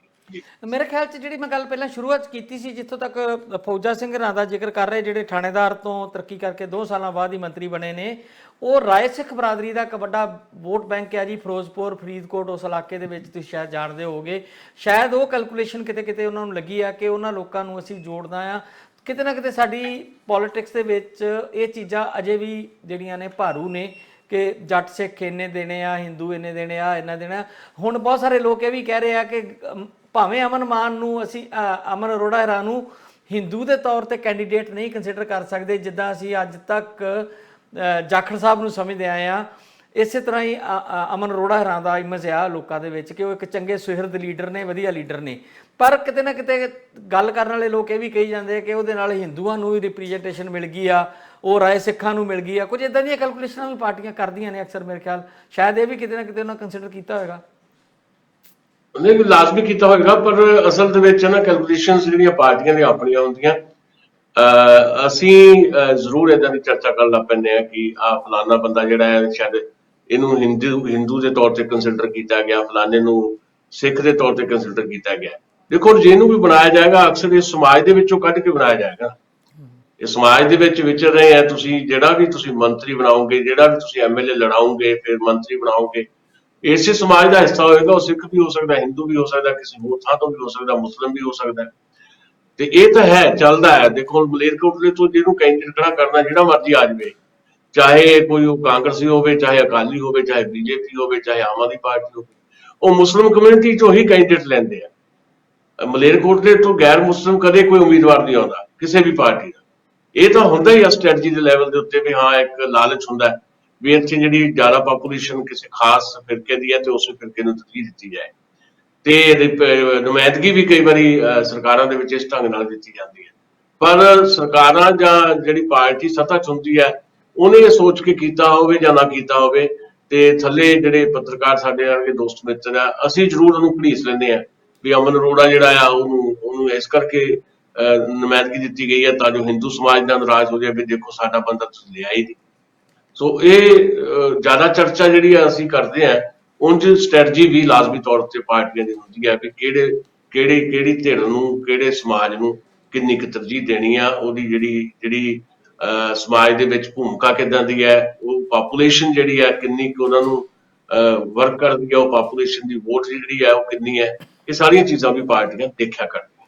ਦਸਾਂਝ ਸਾਹਿਬ, ਫਿਰ ਮਲੇਰਕੋਟਲੇ ਵਾਲੇ ਜਿਹੜੇ ਕੋਈ ਕੈਂਡੀਡੇਟ ਸੀ ਉਹਨਾਂ ਨੂੰ ਤੇ ਤਰਜੀਹ ਮਿਲੀ ਨਹੀਂ, ਮੁਸਲਮਾਨ ਕੈਂਡੀਡੇਟ ਕੋਈ ਵੀ ਨਹੀਂ ਹੈ ਮੇਰੇ ਖਿਆਲ ਕੈਬਨਿਟ 'ਚ। ਔਰ ਦੂਜਾ ਜਿਹੜਾ ਬੈਲੈਂਸ ਰੱਖਣਾ ਬਣਦਾ, ਜਿਹੜੀ ਇਹ ਦਾਅਵੇ ਕਰਦੀਆਂ ਨੇ ਜਿਹੜੇ ਨਵੀਂ ਲੋਕ ਜਿਹੜੇ ਆਉਂਦੇ ਆ, ਉਹ ਕਹਿੰਦੇ ਅਸੀਂ ਪੋਲੀਟਿਕਸ ਬਦਲਣੀ ਆ, ਉਹਦੇ ਵਿੱਚ ਜਿਹੜੀ ਅੱਧੀ ਆਬਾਦੀ ਆ ਵੂਮਨ, ਉਹਨਾਂ ਦੀ ਰਿਪਰੈਜ਼ੈਂਟੇਸ਼ਨ ਬਹੁਤ ਘੱਟ ਹੈ। ਸਿਰਫ ਇੱਕ ਮੰਤਰੀ ਜਿਹੜੀ ਆ ਵੂਮਨ, 2 ਮੇਰੇ ਖਿਆਲ, ਇੱਕ ਬਲਜੀਤ ਕੌਰ ਤੇ ਇੱਕ ਇਹਨੂੰ ਲਿਆ ਗਿਆ, ਤੇ ਉਹ ਵੀ ਮੇਰੇ ਖਿਆਲ ਰੇਸ਼ੋ ਤੁਹਾਨੂੰ ਲੱਗਦਾ ਹੈ ਕਿ ਪੂਰੀ ਹੋ ਗਈ ਇਹਦੇ ਨਾਲ? ਘੱਟੋ ਘੱਟ ਇੱਕ ਕੈਂਡੀਡੇਟ ਹੋਰ ਨਹੀਂ ਸੀ ਚਾਹੀਦੇ ਵੂਮਨ ਦੇ ਵਿੱਚੋਂ, ਇੱਕ ਕੈਂਡੀਡੇਟ ਘੱਟੋ ਘੱਟ ਹੋਰ ਚਾਹੀਦੇ ਸੀ। ਹਾਂਜੀ, ਹੋ ਜਾਂਦਾ ਤਾਂ ਚੰਗੀ ਗੱਲ ਸੀ, ਪਰ ਉਹ ਉਹਨਾਂ ਦਾ ਕੀ ਕਾਰਨ ਰਿਹਾ, ਜਾਂ ਆਉਂਦੇ ਜਿਹੜੇ ਤਿੰਨ ਮੰਤਰੀ ਦੇ ਉਹਦੇ ਰਹਿੰਦੇ ਆ, ਉਹਨਾਂ 'ਚ ਸ਼ਾਇਦ ਉਹਨਾਂ ਦੀ ਐਡਜਸਟਮੈਂਟ ਕੋਈ ਹੋ ਸਕੇ, ਪਰ ਫਿਰ ਵੀ 2 ਮੰਤਰੀ ਬਣਾਏ ਗਏ ਨੇ, ਚੰਗੀ ਗੱਲ ਹੈ। ਪਰ ਇੱਕ ਜੇ ਹੋਰ ਹੁੰਦਾ ਤਾਂ ਸ਼ਾਇਦ ਨੁਮਾਇੰਦਗੀ ਜਿਹੜੀ ਹੈ ਰੂਟੀਨ ਦੇ ਵਿੱਚ ਪੂਰੀ ਹੋ ਜਾਂਦੀ। ਵੈਸੇ ਤਾਂ ਅੱਧੀ ਆਬਾਦੀ ਦਾ ਤੁਸੀਂ ਜ਼ਿਕਰ ਕਰ ਰਹੇ ਹੋ, ਤੇ ਇਹ 33% ਦਾ ਜ਼ਿਕਰ ਆਮ ਤੌਰ ਦੇ ਉੱਤੇ ਸਿਆਸੀ ਪਾਰਟੀਆਂ ਕਰਦੀਆਂ, ਲੋਕ ਸਭਾ ਤੇ ਰਾਜ ਸਭਾ ਜਾਂ ਵਿਧਾਨ ਸਭਾਵਾਂ ਦੇ ਵਿੱਚ ਵੀ, ਤੇ ਪਰ ਓਵਰਆਲ ਤਾਂ ਅੱਧੀ ਆਬਾਦੀ ਹੈ, ਤੇ ਉਸ ਹਿਸਾਬ ਨਾਲ ਤਰਜੀਹ ਜਿਹੜੀ ਮਿਲਣੀ ਚਾਹੀਦੀ ਹੈ। ਪਰ ਕਈ ਵਾਰੀ ਹੁੰਦਾ ਵੀ ਆ ਲੀਡਰਸ਼ਿਪ ਦੇ ਵਿੱਚੋਂ ਕਿਹਨੂੰ ਅੱਗੇ ਲੈ ਕੇ ਆਉਣਾ, ਕਿੰਨਾ ਕੁ ਜ਼ਿਆਦਾ ਸੱਤਾ ਦੇ ਵਿੱਚ ਰਹਿੰਦਿਆਂ ਜਾਂ ਕੁਰਸੀ ਤੇ ਬਹਿੰਦਿਆਂ ਕਿੰਨਾ ਕੁ ਜ਼ਿਆਦਾ ਫਰੂਟਫੁਲ ਸਾਬਤ ਹੋ ਸਕਦਾ ਹੈ, ਉਹ ਸਾਰੀਆਂ ਕੈਲਕੂਲੇਸ਼ਨਸ ਹੁੰਦੀਆਂ। ਪਰ ਚੰਗੀ ਗੱਲ ਹੁੰਦੀ ਜੇ ਜਿਹੜੇ ਹੁਣ ਇਸ ਵੇਲੇ 15 ਮੰਤਰੀ ਹੈਗੇ ਆ ਜਾਂ 14 ਮੰਤਰੀ ਹੈਗੇ ਆ, ਉਹਦੇ ਵਿੱਚੋਂ 3 ਔਰਤਾਂ ਜ਼ਰੂਰ ਹੁੰਦੀਆਂ, ਪਰ ਹਾਲ ਫਿਲਹਾਲ 2 ਜੀ। ਅੱਛਾ, ਪੰਜਾਬ ਦੇ ਨਵੇਂ ਡੀਜੀਪੀ ਫਿਰ ਬਣਾਏ ਗਏ ਤੇ ਉਹ ਵੀ ਕਾਰਜਕਾਰੀ ਗੌਰਵ ਯਾਦਵ ਦੀ ਕਈ ਦਿਨਾਂ ਦੀ ਚਰਚਾ ਚੱਲ ਰਹੀ ਸੀ। ਬਹੁਤ ਸਾਰੇ ਲੋਕ ਸੋਚਦੇ ਸੀ ਕਿ ਸ਼ਾਇਦ ਬਾਕੀ ਚੀਜ਼ਾਂ ਨੂੰ ਤੇਜ਼ੀ ਨਾਲ ਲਾਗੂ ਕਰਨ ਲਈ ਹਰਪ੍ਰੀਤ ਸਿੱਧੂ ਦਾ ਨਾਂ ਅੱਗੇ ਆ ਸਕਦਾ। ਕੀ ਹੁਣ ਇਹ ਮੁੜ ਤੋਂ ਜਿਹੜੀ ਪ੍ਰਕਿਰਿਆ ਉਹ ਕੀਤੀ ਜਾਏਗੀ ਰੈਗੂਲਰ ਡੀਜੀਪੀ ਲਾਉਣ ਲਈ, ਕਿ 3 ਨਾਂ ਭੇਜੇ ਜਾਣਗੇ ਯੂਪੀਸੀ ਵੱਲੋਂ, ਉਹਨਾਂ ਦੇ ਵਿੱਚੋਂ ਸਿਲੈਕਸ਼ਨ ਹੋਏਗੀ? ਕੀ ਇਸ ਤਰ੍ਹਾਂ ਦਾ ਪ੍ਰੋਸੀਜਰ ਫਿਰ ਅਡਾਪਟ ਕਰਨਾ ਪਏਗਾ, ਜਾਂ ਫਿਰ ਕਾਰਜਕਾਰੀ ਨਾਲ ਹੀ ਕੰਮ ਚੱਲੇਗਾ? ਨਹੀਂ, ਮੇਰੇ ਖਿਆਲ ਉਹ ਛੁੱਟੀ ਤੇ ਗਏ ਹੋਏ ਨੇ, ਜਿਹੜੇ 2 ਮਹੀਨੇ ਦੀ ਛੁੱਟੀ ਉਹਨਾਂ ਨੇ ਮੰਗੀ ਸੀ, ਸਰਕਾਰ ਨੇ ਉਹਨਾਂ ਦੀ ਛੁੱਟੀ ਮਨਜ਼ੂਰ ਕਰ ਦਿੱਤੀ ਵੀਕੇ ਭਾਵਨਾ ਸਾਹਿਬ ਦੀ, ਤੇ ਇਹ ਵੀ ਬੇਨਤੀ ਉਹਨਾਂ ਦੀ ਮਨਜ਼ੂਰ ਕਰਦੇ ਕਿ ਉਹਨਾਂ ਨੂੰ ਕੇਂਦਰੀ ਡੈਪੂਟੇਸ਼ਨ ਤੇ ਭੇਜ ਦਿੱਤਾ ਜਾਏ। ਹਾਂਜੀ, ਤੇ ਉਹ ਚਲੇ ਜਾਣਗੇ, ਤੇ ਫਿਰ ਮੈਨੂੰ ਲੱਗਦਾ ਹੈ ਕਿ ਪ੍ਰੋਸੈਸ ਉਸੇ ਤਰ੍ਹਾਂ ਦਾ ਚੱਲੇਗਾ। ਹਾਲ ਫਿਲਹਾਲ ਤਾਂ ਇਹਨਾਂ ਨੂੰ ਐਕਟਿੰਗ ਹੀ ਰੱਖਿਆ ਜਾਏਗਾ, ਗੌਰਵ ਯਾਦਵ ਨੂੰ, ਤੇ ਉਸੇ ਤਰੀਕੇ ਦੇ ਨਾਲ ਇੱਕ ਵਿਧੀ ਜਿਹੜੀ ਹੈਗੀ ਹੈ ਉਹਨੂੰ ਸ਼ਾਇਦ ਫਾਲੋ ਕੀਤਾ ਜਾਏਗਾ। ਪਰ ਮੈਨੂੰ ਲੱਗਦਾ ਕਿ ਜੇ ਕਾਰਜਕਾਰੀ ਉਹਨਾਂ ਨੂੰ ਬਣਾਇਆ ਗਿਆ ਡੀਜੀਪੀ ਗੌਰਵ ਯਾਦਵ ਹੋਰਾਂ ਨੂੰ, ਤੇ ਸ਼ਾਇਦ ਉਹਨਾਂ ਨੂੰ ਹੀ ਅੱਗੇ ਕੰਟੀਨਿਊ ਕਰਨ ਦੀ ਸੰਭਾਵਨਾ ਹੋ ਸਕਦੀ ਹੈ। ਸੀਨੀਅਰ ਮੋਸਟ ਨੇ ਗੌਰਵ ਯਾਦਵ ਹੋਰੀ, ਹਰਪ੍ਰੀਤ ਸਿੱਧੂ ਹੋਰਾਂ ਦਾ ਜ਼ਿਕਰ ਵੀ ਚੱਲ ਰਿਹਾ ਸੀ, ਪਰ ਉਹਨਾਂ ਨੂੰ ਕਾਫੀ ਡਿਊਟੀਜ਼ ਉਹਨਾਂ ਨੂੰ ਦਿੱਤੀਆਂ ਗਈਆਂ ਨੇ। ਉਧਰ ਜੇਲ੍ਹਾਂ ਦਾ ਜਿਹੜਾ ਐਡੀਸ਼ਨਲ ਚਾਰਜ ਵੀ ਉਹਨਾਂ ਨੂੰ ਹਰਪ੍ਰੀਤ ਸਿੱਧੂ ਹੋਰਾਂ ਨੂੰ ਦਿੱਤਾ ਗਿਆ। ਸੋ ਗੌਰਵ ਯਾਦਵ ਹੋਰਾਂ ਨੂੰ ਕਾਰਜਕਾਰੀ ਬਣਾਇਆ ਗਿਆ, ਤੇ ਕੰਟੀਨਿਊ ਵੀ ਸ਼ਾਇਦ ਉਹਨਾਂ ਨੂੰ ਕਰਵਾਇਆ ਜਾਏਗਾ, ਇਹ ਸੰਭਾਵਨਾ ਲੱਗਦੀ ਹੈ ਜੀ। ਦਸਾਂਝ ਸਾਹਿਬ, ਦੂਸਰੀ ਖਬਰ ਜਿਹੜੀ ਕੱਲ ਪਰਸੋਂ ਦੀ ਬੜੀ ਚੱਲ ਰਹੀ ਆ ਕਿ ਭਗਵੰਤ ਮਾਨ ਨੇ ਜਿਹੜਾ ਬਿਦਬੀ ਕਾਂਡ ਦਾ ਸਾਰਾ ਚਿੱਠਾ ਸੀਗਾ ਉਹ ਕੁਝ ਧਾਰਮਿਕ ਸ਼ਖਸੀਅਤਾਂ ਨੂੰ ਬੁਲਾ ਕੇ ਉਹਨਾਂ ਨੂੰ ਦੇ ਦਿੱਤਾ, ਔਰ ਇਹ ਵੀ ਸਵਾਲ ਉੱਠ ਰਿਹਾ ਕਿ ਉਹ ਧਾਰਮਿਕ ਸ਼ਖਸੀਅਤਾਂ ਕੀ ਪੂਰੀ ਸਿੱਖ ਕੌਮ ਨੂੰ ਰਿਪਰੈਜ਼ੈਂਟ ਕਰਦੀਆਂ ਨੇ? ਫਿਰ ਉਹਨਾਂ ਵੱਲੋਂ ਹੁਣ ਕੁਐਸਚਨ ਆਉਣੇ ਸ਼ੁਰੂ ਹੋ ਗਏ ਕਿ ਇਹ ਤਾਂ ਸਿਰਫ ਜਿਹੜੀ ਇੱਕ ਅਧੂਰੀ ਜੀ ਇਨਫੋਰਮੇਸ਼ਨ ਹੈ, ਜਿਹੜੀ ਸਿਰਫ ਗੁਰੂ ਗ੍ਰੰਥ ਸਾਹਿਬ ਦੇ ਚੋਰੀ ਹੋਣ ਨਾਲ ਸੰਬੰਧਿਤ ਆ, ਇਹਦਾ ਬਾਈਬਲ ਦੀਆਂ ਪੂਰੀਆਂ ਘਟਨਾਵਾਂ ਨਾਲ ਕੋਈ ਸੰਬੰਧ ਨਹੀਂ ਆ। ਕੋਟਕਪੂਰਾ ਗੋਲੀ ਕਾਂਡ, ਬਾਅਦ 'ਚ ਚੱਲੀ ਗੋਲੀ ਦਾ ਕੋਈ ਇੱਥੇ ਜ਼ਿਕਰ ਨਹੀਂ ਆ। ਤੇ ਇਹ ਵੀ ਕਿਹਾ ਜਾਂਦਾ ਹੈ ਕਿ ਜਿਹੜੀ ਹੁਣ ਨਵੀਂ ਰਿਪੋਰਟ ਆਈ ਆ, ਉਹ ਜਿਹੜੀ ਕੁੰਵਰ ਵਿਜੇ ਪ੍ਰਤਾਪ ਦੀ ਰਿਪੋਰਟ ਸੀਗੀ, ਉਹਦੇ ਨਾਲੋਂ ਬਹੁਤ ਚੀਜ਼ਾਂ ਇਹਦੇ ਵਿੱਚ ਬਦਲ ਦਿੱਤੀਆਂ ਗਈਆਂ। ਵੈਸੇ ਤਾਂ ਕਹਿੰਦੇ ਕਿ ਹੁਣ ਤੱਕ 3 ਜਾਂ 4 ਸਿੱਟ ਬੈਠੀਆਂ ਸੀ, ਜਿਨ੍ਹਾਂ ਨੂੰ ਸਿਰਫ ਕਨਕਲੂਡ ਕਰਕੇ ਇਹਨੇ ਇਕੱਠੇ ਕੀਤਾ, ਕੰਪਾਈਲ ਹੀ ਕੀਤਾ ਇਹਨਾਂ ਨੇ, ਨਵੀਂ ਕੋਈ ਉੱਤੇ ਛਾਣਬੀਣ ਨਵੀਂ ਨਹੀਂ ਕੀਤੀ। ਪਰ ਕਿਹਾ ਇਹ ਵੀ ਜਾ ਰਿਹਾ ਕਿ ਜਿਹੜੇ ਪੋਲੀਟੀਕਲ ਲੋਕਾਂ ਦੇ ਨਾਂ ਸੀ ਉਹ ਵੀ ਵਿੱਚੋਂ ਖਾਰਜ ਕਰ ਦਿੱਤੇ ਗਏ ਆ, ਤੇ ਜਿਹੜੇ ਪੁਲਿਸ ਅਫਸਰਾਂ ਦੇ ਜ਼ਿਕਰ ਆ ਰਿਹਾ ਸੀ ਬਾਰ-ਬਾਰ, ਉਹਨਾਂ ਦਾ ਵੀ ਕੋਈ ਜ਼ਿਕਰ ਨਹੀਂ ਆ। ਇੱਕ ਇੱਦਾਂ ਦੀ ਰਿਪੋਰਟ ਹੈ ਜਿਹੜੀ ਜਿਨ੍ਹਾਂ ਨੂੰ ਦਿੱਤੀ ਉਹੀ ਕਹਿ ਰਹੇ ਆ ਕਿ ਅਧੂਰੀ ਰਿਪੋਰਟ ਹੈ। ਪਹਿਲਾਂ ਤਾਂ ਇਹ ਆ ਕਿ ਜਿੱਦਾਂ ਤੁਸੀਂ ਕਿਹਾ ਕਿ ਇਹ ਸਾਰੀ ਸਿੱਖ ਭਾਈਚਾਰੇ ਨੂੰ ਕੀ ਰਿਪਰੈਜ਼ੈਂਟ ਕਰਦੀ ਸੀ, ਉਹ ਲੋਕ ਜਿਹੜੇ ਜਿਨ੍ਹਾਂ ਨੂੰ ਸੌਂਪੀ ਗਈ ਹੈ, ਇਹ ਵੀ ਇੱਕ ਸਵਾਲ ਉੱਠ ਰਿਹਾ ਹੈ। ਤੇ ਦੂਜਾ ਇਹ ਹੈ ਕਿ ਕੰਪਾਈਲ ਕਰਕੇ ਰਿਪੋਰਟ ਲਿਆਂਦੀ ਗਈ, ਉਹਦੇ ਚੋਂ ਫੋਕਸ ਬਹੁਤਾ ਕੀਤਾ ਗਿਆ ਗੁਰਮੀਤ ਰਾਮ ਰਹੀਮ ਨੂੰ, ਵੀ ਉਹਦੇ ਲਈ ਜ਼ਿੰਮੇਵਾਰ ਜੇ ਠਹਿਰਾਇਆ ਗਿਆ ਗੁਰਮੀਤ ਰਾਮ ਰਹੀਮ ਜਾਂ ਉਹਦੇ ਪ੍ਰੇਮੀਆਂ ਨੂੰ ਜ਼ਿੰਮੇਵਾਰ ਠਹਿਰਾਇਆ ਗਿਆ। ਸਿਆਸੀ ਕਨੈਕਸ਼ਨਸ ਜਿਹੜੇ ਰਹੇ ਆ ਉਹਨਾਂ ਨੂੰ ਉਹਦਾ ਉਹਦਾ ਉਹਦਾ ਕਿਤੇ ਬਹੁਤਾ ਜ਼ਿਕਰ ਨਹੀਂ ਹੈ। ਜੋ ਜਾਣਕਾਰੀਆਂ ਮਿਲਦੀਆਂ ਸਾਡੇ ਸਾਹਮਣੇ ਰਿਪੋਰਟ ਤਾਂ ਨਹੀਂ ਹੈ, ਤੇ ਪਰ ਇਹ ਵੀ ਰਿਪੋਰਟ ਵੀ ਆ ਜਾਏਗੀ ਤੇ ਪਤਾ ਲੱਗ ਜਾਏਗਾ ਕਿ ਇਹਦੇ 'ਚ ਹੋਰ ਕੀ ਹੈ। ਪਰ ਇਹ ਜ਼ਰੂਰ ਹੈ ਕਿ ਪੁਲਿਸ ਅਧਿਕਾਰੀਆਂ ਦੀ ਭੂਮਿਕਾ ਤੇ ਨਾਲ ਸਿਆਸੀ ਆਗੂਆਂ ਦੀ ਜਿਹੜੀ ਭੂਮਿਕਾ ਆ ਉਹ ਇਸ ਰਿਪੋਰਟ ਦੇ ਵਿੱਚੋਂ ਕਿਤੇ ਨਾ ਕਿਤੇ ਖਾਰਜ ਹੈ। ਸੋ ਜਿਹੜੇ ਸਵਾਲ ਉੱਠਣੇ ਚਾਹੀਦੇ ਸੀ ਵੀ ਇੱਕ ਜਿਹੜਾ ਪੂਰੇ ਦਾ ਪੂਰਾ ਇਹ ਮਾਮਲੇ ਵਾਪਰੇ ਆ, ਇਹਦੇ 'ਚ ਇਨਵੋਲਵਮੈਂਟ ਜਿਹੜਾ ਲੋਕਾਂ ਦੀ ਹੈ ਉਹਨੂੰ ਤਾਂ ਤੁਸੀਂ ਪਿਨ ਪੁਆਇੰਟ ਕਰੋਗੇ, ਪਰ ਉਸ ਤੋਂ ਬਾਅਦ ਜੋ ਕਰਨਾ ਚਾਹੀਦਾ ਸੀ ਸਿਆਸਤਦਾਨਾਂ ਨੂੰ ਜਾਂ ਸੱਤਾ 'ਚ ਬੈਠੇ ਲੋਕਾਂ ਨੂੰ ਜਾਂ ਪੁਲਿਸ ਅਫਸਰਾਂ ਨੂੰ, ਪੁਲਿਸ ਅਧਿਕਾਰੀਆਂ ਨੂੰ, ਉਹਦੇ ਤੇ ਕਿਸੇ ਕਿਸਮ ਦਾ ਕੋਈ ਉਂਗਲ ਨਹੀਂ ਰੱਖੀ ਗਈ। ਸੋ ਇਹ ਅਧੂਰੀ ਰਿਪੋਰਟ ਹੀ ਮੰਨੀ ਜਾਏਗੀ। ਬਾਕੀ ਦੇਖਦੇ ਆ ਇਹਦੇ ਤੇ, ਦੇਖੋ ਕ੍ਰਿਟਿਸਿਜ਼ਮ ਤਾਂ ਸ਼ੁਰੂ ਹੋ ਗਿਆ ਹੈ। ਜਿੱਦਾਂ ਤੁਸੀਂ ਵੀ ਜ਼ਿਕਰ ਕੀਤਾ ਕਿ ਜਿਨ੍ਹਾਂ ਨੂੰ ਰਿਪੋਰਟ ਸੌਂਪੀ ਉਹਨਾਂ ਨੇ ਇਹ ਤੇ ਸਵਾਲ ਉਠਾਉਣੇ ਸ਼ੁਰੂ ਕਰ ਦਿੱਤੇ ਹੈ। ਹੋਰ ਸਵਾਲ ਵੀ ਉੱਠਣਗੇ, ਕੁਝ ਹੋਰ ਚੀਜ਼ਾਂ ਵੀ ਇਹਦੇ ਚੋਂ ਸਾਡੇ ਸਾਹਮਣੇ ਆਉਣਗੀਆਂ, ਦੇਖਾਂਗੇ ਵੀ ਕੀ ਇਹਦੇ ਚੋਂ ਹੋਰ ਨਿਕਲਦਾ। ਪਰ ਫੋਕਸ ਬਹੁਤਾ ਇਹਦੇ ਤੇ ਗੁਰਮੀਤ ਰਾਮ ਰਹੀਮ ਤੇ ਉਹਦੇ ਪ੍ਰੇਮੀਆਂ ਨੂੰ ਹੀ ਕੀਤਾ ਗਿਆ ਲੱਗਦਾ ਹੈ ਜੀ। ਦਸਾਂਝ ਸਾਹਿਬ, ਇੱਕ ਹੋਰ ਖਬਰ ਹੈ, ਥੋੜੀ ਜਿਹੀ ਇੰਟਰਸਟਿੰਗ ਵੀ ਆ ਕਿਉਂਕਿ ਲੋਕਾਂ ਦਾ ਧਿਆਨ ਬਹੁਤ ਸਾਰਾ ਉੱਤੇ ਆ। ਡੇਰਾ ਪ੍ਰੇਮੀਆਂ ਵੱਲੋਂ ਹੀ ਹਾਈ ਕੋਰਟ 'ਚ ਇੱਕ ਰਿਟ ਪਾਈ ਗਈ ਕਿ ਜਿਹੜਾ ਬਾਬਾ ਜੀ ਪਰੋਲ ਤੇ ਆਇਆ ਉਹ ਤੇ ਸਾਡਾ ਬਾਬਾ ਹੈ ਹੀ ਨਹੀਂ, ਉਹ ਤੇ ਕੋਈ ਬਰੂਪੀਆ, ਸਾਡਾ ਬਾਬਾ ਤੇ ਜਾਂ ਮਾਰਤਾ ਜਾਂ ਉਹਨੂੰ ਅਗਵਾ ਕਰ ਲਿਆ। ਤੇ ਅੱਜ ਤਰੀਕ ਸੀਗੀ ਮੇਰੇ ਖਿਆਲ ਸੋਮਵਾਰ ਜਿਹੜਾ ਲੰਘਿਆ, ਉਹਦੀ ਰਿਪੋਰਟ ਮੇਰੇ ਕੋਲ ਲੇਟੈਸਟ ਨਹੀਂ ਆ ਕਿ ਸੁਪਰੀਮ ਕੋਰਟ ਨੇ ਉਹਨਾਂ ਦੀ ਮਨਜ਼ੂਰ ਤੇ ਕਰ ਲਈ ਸੀ, ਉਹਦੇ ਉੱਤੇ ਕੁਝ ਸਵਾਲ ਜਵਾਬ ਹੋਣੇ ਸੀ, ਦੱਸਣਾ ਸੀ ਕਿ ਉਹਦੀ ਇਨਵੈਸਟੀਗੇਸ਼ਨ ਹੋਏਗੀ ਨਹੀਂ ਹੋਏਗੀ। ਪਰ ਇੱਕ ਖਬਰ ਜ਼ਰੂਰ ਆ ਰਹੀ ਕਿ ਜੇਲ੍ਹ ਪ੍ਰਸ਼ਾਸਨ ਜਿਹੜਾ ਆ ਸਨਾਰੀਆ ਜੇਲ੍ਹ ਵਾਲਾ ਉਹ ਵੀ ਭੰਬਲ ਭੂਸੇ 'ਚ ਪਿਆ ਹੋਇਆ।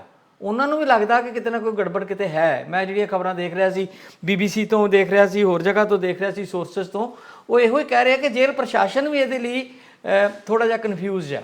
ਕੀ ਤੁਹਾਨੂੰ ਲੱਗਦਾ ਹੈ ਕਿ ਇਹਦੇ ਪਿੱਛੇ ਕੀ ਸਟ੍ਰੈਟਜੀ ਹੋ ਸਕਦੀ ਹੈ? ਕਿੱਦਾਂ ਦਾ ਇਹ ਮਤਲਬ ਜਿਹੜਾ ਨਹੀਂ, ਇਹ ਵੈਸੇ ਜਿਹੜਾ ਉਹਨਾਂ ਦੇ ਜਿਹੜੇ ਡੇਰਾ ਪ੍ਰੇਮੀਆਂ ਦਾ ਜਿਹੜਾ ਉਹਨਾਂ ਦਾ ਆਫੀਸ਼ੀਅਲ ਵਿੰਗ ਹੈ, ਉਹਨਾਂ ਨੇ ਇਸ ਗੱਲ ਨੂੰ ਰੱਦ ਕੀਤਾ ਹੈ। ਉਹਨਾਂ ਨੇ ਕਿਹਾ ਕਿ ਨਹੀਂ, ਇਹ ਡੇਰੇ ਦੇ ਦੋਖੀ ਲੋਕ ਨੇ ਜਿਹੜੇ ਇਸ ਤਰ੍ਹਾਂ ਦੀਆਂ ਗੱਲਾਂ ਕਰ ਰਹੇ ਆ, ਵੀ ਇਹ ਬਿਲਕੁਲ ਵੀ ਗਲਤ, ਮਤਲਬ ਬਿਲਕੁਲ ਵੀ ਸੱਚੀ ਗੱਲ ਨਹੀਂ ਹੈ, ਇਹ ਸਾਰਾ ਕੁਝ ਗਲਤ ਹੈ।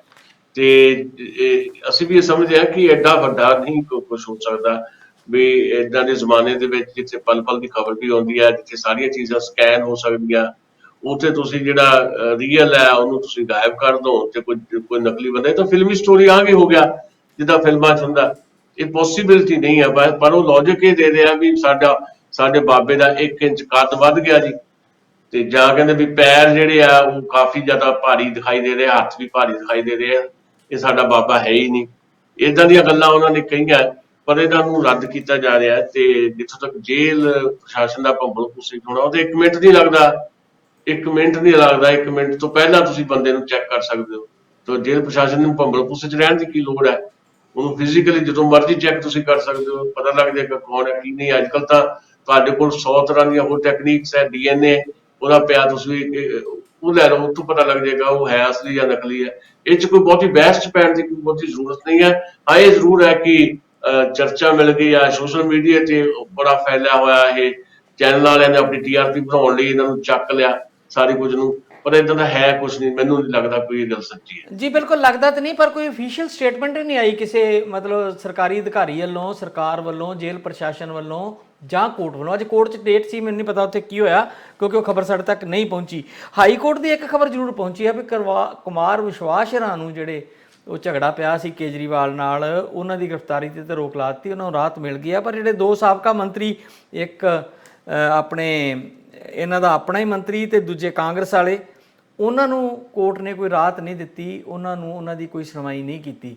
ਤੇ ਸਿਮਰਨਜੀਤ ਬੈਂਸ ਤੇ ਸਕੰਜਾ ਕੱਸਿਆ ਜਾ ਰਿਹਾ, ਉਹਦੇ ਭਰਾ ਨੂੰ ਅਰੈਸਟ ਕੀਤਾ ਤੇ ਹੁਣ PA ਨੂੰ ਵੀ ਅਰੈਸਟ ਕਰ ਲਿਆ। ਕਹਿ ਜਾ ਰਿਹਾ ਸੀ ਕਿ ਅੱਜ ਉਹ ਸ਼ਾਇਦ ਸਰੈਂਡਰ ਕਰ ਦੇਣਗੇ। ਉਹਨਾਂ ਦੇ ਉੱਤੇ ਵੀ ਇੱਕ ਵੱਡਾ ਕੇਸ ਹੈ ਰੇਪ ਦਾ। ਤੇ ਇਹ ਜਿਹੜੀਆਂ ਮੁੱਖ ਖਬਰਾਂ ਸੀਗੀਆਂ, ਇਹਨਾਂ ਦੇ ਉੱਤੇ ਤੁਸੀਂ ਕੋਈ ਚਰਚਾ ਕਰਨੀ ਚਾਹੋ? ਦੇਖੋ, ਜਿਹੜਾ ਤਾਂ ਅਦਾਲਤਾਂ ਦਾ ਮਾਮਲਾ, ਉਹਦੇ 'ਚ ਜਿਹੜੇ ਮੰਤਰੀ ਹੈ, ਸਾਬਕਾ ਮੰਤਰੀ ਜਿਹੜੇ ਆ ਕਾਂਗਰਸ ਦੇ ਹੋਣ ਤੇ ਦੂਜੇ ਹੋਣ, ਉਹ ਤਾਂ ਅਦਾਲਤਾਂ ਦੇਖ ਰਹੀਆਂ ਆਪਣੇ ਢੰਗ ਦੇ ਨਾਲ, ਤੇ ਜ਼ਮਾਨਤ ਜਿਹੜੀ ਆ ਉਹਨਾਂ ਨੂੰ ਨਹੀਂ ਦਿੱਤੀ ਗਈ। ਇਹ ਵੀ ਜੇ ਸਿਮਰਜੀਤ ਬੈਂਸ ਦਾ ਜਿਹੜਾ ਤੁਸੀਂ ਜ਼ਿਕਰ ਕਰ ਰਹੇ ਹੋ, ਇਹਦੇ ਤੇ ਵੀ ਇੱਕ ਪ੍ਰੈਸ਼ਰ ਬਿਲਡ ਹੋਇਆ ਕਈ ਦਿਨਾਂ ਤੋਂ। ਮੇਰਾ ਖਿਆਲ 150 ਦਿਨ ਤੋਂ ਇਹ ਬੰਦਾ ਜਿਹੜਾ ਫਰਾਰ ਹੈ। ਵੀ ਜੇ ਤੁਸੀਂ ਲੋਕਾਂ ਨੂੰ ਰਿਪਰੈਜ਼ੈਂਟ ਕਰਦੇ ਹੋ, ਦਾਅਵਾ ਤੁਸੀਂ ਕਰਦੇ ਹੋ, ਰੋਬਨ ਹੁੱਡ ਵਾਂਗ ਤੁਸੀਂ ਆਪਣੀ ਪੇਸ਼ਕਾਰੀ ਕਰਦੇ ਰਹੇ ਹੋ, ਤੇ ਅੱਜ ਜੇ ਮਾਮਲਾ ਤੁਹਾਡੇ ਤੇ ਹੈ, ਜੇ ਤੁਸੀਂ ਸੱਚੇ ਹੋ ਤਾਂ ਫਿਰ ਤੁਸੀਂ ਕਿਉਂ ਨਹੀਂ ਸਰੈਂਡਰ ਕਰਦੇ? ਤੁਸੀਂ ਕਾਨੂੰਨ ਤੋਂ ਭੱਜਦੇ ਫਿਰਦੇ ਹੋ, ਤੇ ਇਸੇ ਕਰਕੇ ਫਿਰ ਉਹਦਾ ਭਰਾ ਵੀ ਗ੍ਰਿਫਤਾਰ ਕੀਤਾ ਗਿਆ, ਕੱਲ ਉਹਦਾ ਪੀਏ ਗ੍ਰਿਫਤਾਰ ਕਰ ਲਿਆ ਗਿਆ। ਚਰਚਾ ਤਾਂ ਹੈ ਕਿ ਉਹ ਸਰੈਂਡਰ ਕਰ ਸਕਦੇ ਆ, ਪਰ ਉਹਨਾਂ ਨੂੰ ਪਹਿਲੇ ਦਿਨ ਤੋਂ ਸਰੈਂਡਰ ਕਰ ਦੇਣਾ ਚਾਹੀਦਾ ਸੀ। ਨਾ ਭੱਜਣ ਭਜਾਉਣ ਦੀ ਕੀ ਲੋੜ ਹੈ? ਤੁਹਾਨੂੰ ਵੀ ਪਤਾ ਹੈ ਕਿ ਬਹੁਤੀ ਦੇਰ ਤੇ ਤੁਸੀਂ ਭੱਜ ਨਹੀਂ ਸਕਦੇ। ਜੇ ਅਦਾਲਤ ਨੇ ਤੁਹਾਨੂੰ ਭਗੌੜਾ ਕਰਾਰ ਦਿੱਤਾ, ਤੁਸੀਂ ਕਿੱਥੇ ਭੱਜ ਸਕਦੇ? ਕਿਹੜੇ ਪ੍ਰਬੰਧ ਕਰਦੇ ਫਿਰਦੇ ਹੋ? ਸੁਪਰੀਮ ਕੋਰਟ ਨੇ ਵੀ ਉਹਦੀ ਜ਼ਮਾਨਤ ਮਨਜ਼ੂਰ ਨਹੀਂ ਸੀ ਕੀਤੀ, ਫਿਰ ਕਿੱਥੇ ਜਾਣਾ ਸੀ ਉਹਨੇ? ਆਰਾਮ ਨਾਲ ਆਪਣਾ ਉਹ ਸਰੈਂਡਰ ਕਰਦੇ, ਜਿਹੜੇ ਫੈਕਟ ਹੈ ਉਹ ਉਹਨਾਂ ਕੋਲ ਹੈਗੇ ਆ ਰੱਖਦੇ, ਆਪਣੀ ਗੱਲ ਰੱਖਦੇ। ਵਕੀਲਾਂ ਦੀ ਫੌਜ ਖੜੀ ਕੀਤੀ ਹੋਈ ਹੈ, ਜੋ ਕਰਨਾ ਅਦਾਲਤ ਵਿੱਚ ਕਰਦੇ। ਪਰ ਇਹ ਜ਼ਰੂਰ ਹੈ ਕਿ ਇਹ ਮਖੌਲ ਕਰਨ ਵਾਂਗ ਹੈ। ਤੁਸੀਂ ਜਿਹੜਾ ਸਾਡਾ ਅਦਾਲਤੀ ਸਿਸਟਮ ਹੈ ਉਹਦਾ ਮੂੰਹ ਚੜਾ ਰਹੇ ਹੋ, ਸਾਡੇ ਪ੍ਰਬੰਧ ਦਾ ਮੂੰਹ ਚੜਾ ਰਹੇ ਹੋ, ਤੇ ਉਸੇ ਪ੍ਰਬੰਧ ਦੇ ਵਿੱਚ ਤੁਸੀਂ ਬਹੁਤ ਕਹਿ ਲਓ ਵੀ ਲਾਭ ਵੀ ਲੈਂਦੇ ਰਹੇ ਹੋ MLA ਦੇ ਤੌਰ ਦੇ ਉੱਤੇ, ਤੇ ਵਿਚਰਦੇ ਵੀ ਰਹੇ ਹੋ ਓਪਨਲੀ। ਤੇ ਜਦੋਂ ਤੁਹਾਡੇ ਤੇ ਕੇਸ ਹੈ ਤੇ ਉਹਦੇ ਚੋਂ ਤੁਸੀਂ ਬਚਦੇ ਫਿਰਦੇ ਹੋ, ਭੱਜਦੇ ਫਿਰਦੇ ਹੋ, ਇਹ ਠੀਕ ਨਹੀਂ ਹੈ। ਉਹਨਾਂ ਨੂੰ ਸਰੈਂਡਰ ਕਰਨਾ ਹੀ ਪਏਗਾ। ਸਗੋਂ ਅਦਾਲਤ ਇੱਕ ਹੋਰ ਤੋਹੀਨ ਦਾ ਉਹਨਾਂ ਤੇ ਕੇਸ ਪਾ ਸਕਦੀ ਹੈ। ਮਤਲਬ ਅਦਾਲਤ ਵੱਲੋਂ ਹੀ ਉਹਨਾਂ ਤੇ ਦੁਬਾਰਾ ਨੋਟਿਸ ਲਿਆ ਜਾ ਸਕਦਾ ਹੈ ਵੀ ਜਿਹੜੇ ਬੰਦੇ ਨੂੰ ਅਸੀਂ ਕਿਹਾ ਵੀ ਉਹ ਆਪਣਾ ਸਰੈਂਡਰ ਕਰੇ ਤੇ ਉਹ ਭਗੌੜਾ ਸਾਨੂੰ ਕਰਾਰ ਦੇਣਾ ਪਿਆ, ਇਹ ਅਦਾਲਤ ਦੀ ਵੀ ਤੋਹੀਨ ਹੈ। ਬਿਲਕੁਲ ਜੀ। ਅੱਜ ਦਸਾਂਝ ਸਾਹਿਬ ਵੈਸੇ ਹੁਣ ਖਬਰਾਂ ਤਾਂ ਨਹੀਂ ਲੈਣੀਆਂ, ਮੈਂ ਉਹਦਾ ਆਪਣੇ ਦਰਸ਼ਕਾਂ ਨਾਲ ਸਾਂਝੀ ਕਰਦੇ ਹਾਂ ਕਿ ਅੱਜ ਅਮਰੀਕਾ ਦਾ, ਜਿੱਦਾਂ ਅਸੀਂ ਕੈਨੇਡਾ ਡੇ ਮਨਾ ਕੇ ਹਟੇ ਹਾਂ, ਅਮਰੀਕਾ ਦਾ ਆਜ਼ਾਦੀ ਦਾ ਦਿਨ ਸੀਗਾ, ਤੇ ਅੱਜ ਦੇ ਦਿਨ ਇੱਕ ਮਾੜੀ ਘਟਨਾ ਸ਼ਿਕਾਗੋ 'ਚ ਹੋਈ ਆ, ਜਿੱਥੇ ਹਾਈਲੈਂਡ ਪਾਰਕ ਦੇ ਵਿੱਚ ਉੱਥੇ ਇੱਕ ਪਰੇਡ ਹੋ ਰਹੀ ਸੀ, ਜਿੱਥੇ ਗੋਲਾਬਾਰੀ ਹੋਈ ਤੇ 6 ਲੋਕ ਮਾਰੇ ਗਏ ਤੇ 24 ਲੋਕ ਉੱਥੇ ਜ਼ਖਮੀ ਹੋਏ ਆ। ਦੂਸਰੀ ਖਬਰ ਜਿਹੜੀ ਵੱਡੀ ਉਹ ਆ ਰਹੀ ਆ ਕਿ ਜਿਹੜੇ ਫਿਨਲੈਂਡ ਤੇ ਸਵੀਡਨ ਤੋਂ ਬਾਅਦ ਹੁਣ ਰੂਸ ਦਾ ਜਿਹੜਾ ਝਗੜਾ ਹੈ ਉਹ ਬਲਗਾਰੀਆ ਨਾਲ ਵੀ ਉਹਦਾ ਤਣਾਅ ਵੱਧ ਗਿਆ, ਤੇ ਉਹ ਕਹਿੰਦੇ ਕਿ ਅਸੀਂ ਬਲਗਾਰੀਆ ਨੂੰ ਵੀ ਜਵਾਬ ਦੇਣ ਲਈ ਤਿਆਰ ਬੈਠੇ ਹਾਂ। ਸੋ ਰੂਸ ਵੱਲੋਂ ਜਿਹੜਾ ਆ ਉਹ ਆਪਣੇ ਆਲੇ ਦੁਆਲੇ ਦੇ ਜਿਹੜੇ ਮੁਲਕ ਆ ਉਹਨਾਂ ਨਾਲ ਵਤੀਰਾ ਜਿਹੜਾ ਉਹ ਧਮਕੀ ਵਾਲਾ ਜਿਹੜਾ ਉਹ ਨਜ਼ਰ ਆ ਰਿਹਾ। ਇੱਕ ਨਿਊਯਾਰਕ ਟਾਈਮ ਦੇ ਵਿੱਚ ਰਿਪੋਰਟ ਆਈ ਆ ਕਿ ਚੀਨ ਵਾਲੇ ਜਿਹੜੇ ਆ ਉਹ ਆਪਣੇ ਪੂਰੇ ਦੇ ਪੂਰੇ ਨਾਗਰਿਕ ਜਿਹੜੇ ਆ ਉਹਨਾਂ ਦਾ ਨਿੱਜੀ ਡਾਟਾ ਇਕੱਠਾ ਕਰ ਰਿਹਾ ਤਾਂ ਕਿ ਉਹਨਾਂ ਦੇ ਉੱਤੇ ਨਜ਼ਰ ਰੱਖੀ ਜਾ ਸਕੇ। ਪਰ ਚੀਨੀ ਜਿਹੜੇ ਆ ਸਰਕਾਰ, ਉਹਨਾਂ ਨੇ ਕਿਹਾ ਕਿ ਨਹੀਂ ਜੀ, ਸਾਡਾ ਮਕਸਦ ਕੋਈ ਹੋਰ ਆ, ਉਹਨਾਂ ਦਾ ਕਰਨਾ ਨਹੀਂ ਆ ਡਾਟਾ ਉਹਨਾਂ ਦਾ, ਇਸ ਕਰਕੇ ਨਹੀਂ ਕਹਿ ਰਹੇ ਕਿ ਅਸੀਂ ਉਹਨਾਂ ਦੇ ਉੱਤੇ ਨਿਗਰਾਨੀ ਰੱਖਣਾ ਚਾਹੁੰਦੇ ਹਾਂ। ਸੋ ਇਹ ਅੱਜ ਦੀਆਂ ਮੁੱਖ ਖਬਰਾਂ ਸੀ। ਜੇ ਤੁਸੀਂ ਕੁਝ ਕਹਿਣਾ ਚਾਹੋ ਤੇ ਠੀਕ ਹੈ, ਨਹੀਂ ਤੇ ਫਿਰ ਆਪਾਂ ਕੱਲ ਮਿਲਦੇ ਹਾਂ ਜੀ। ਠੀਕ ਹੈ ਜੀ, ਬਸ ਖਬਰਾਂ ਹੋ ਗਈਆਂ ਲਗਭਗ, ਆਪਾਂ ਕਾਫੀ ਚਰਚਾ ਕਰ ਲਈ ਹੈ। ਕੱਲ ਫਿਰ ਮੁਲਾਕਾਤ ਹੁੰਦੀ ਹੈ ਜੀ। ਬਹੁਤ ਬਹੁਤ ਸ਼ੁਕਰੀਆ ਤੁਹਾਡਾ ਦਸਾਂਝ ਸਾਹਿਬ, ਧੰਨਵਾਦ। ਖਬਰਾਂ ਤੇ ਪੈਣੀ ਨਿਗਾਹ ਰੱਖਦਾ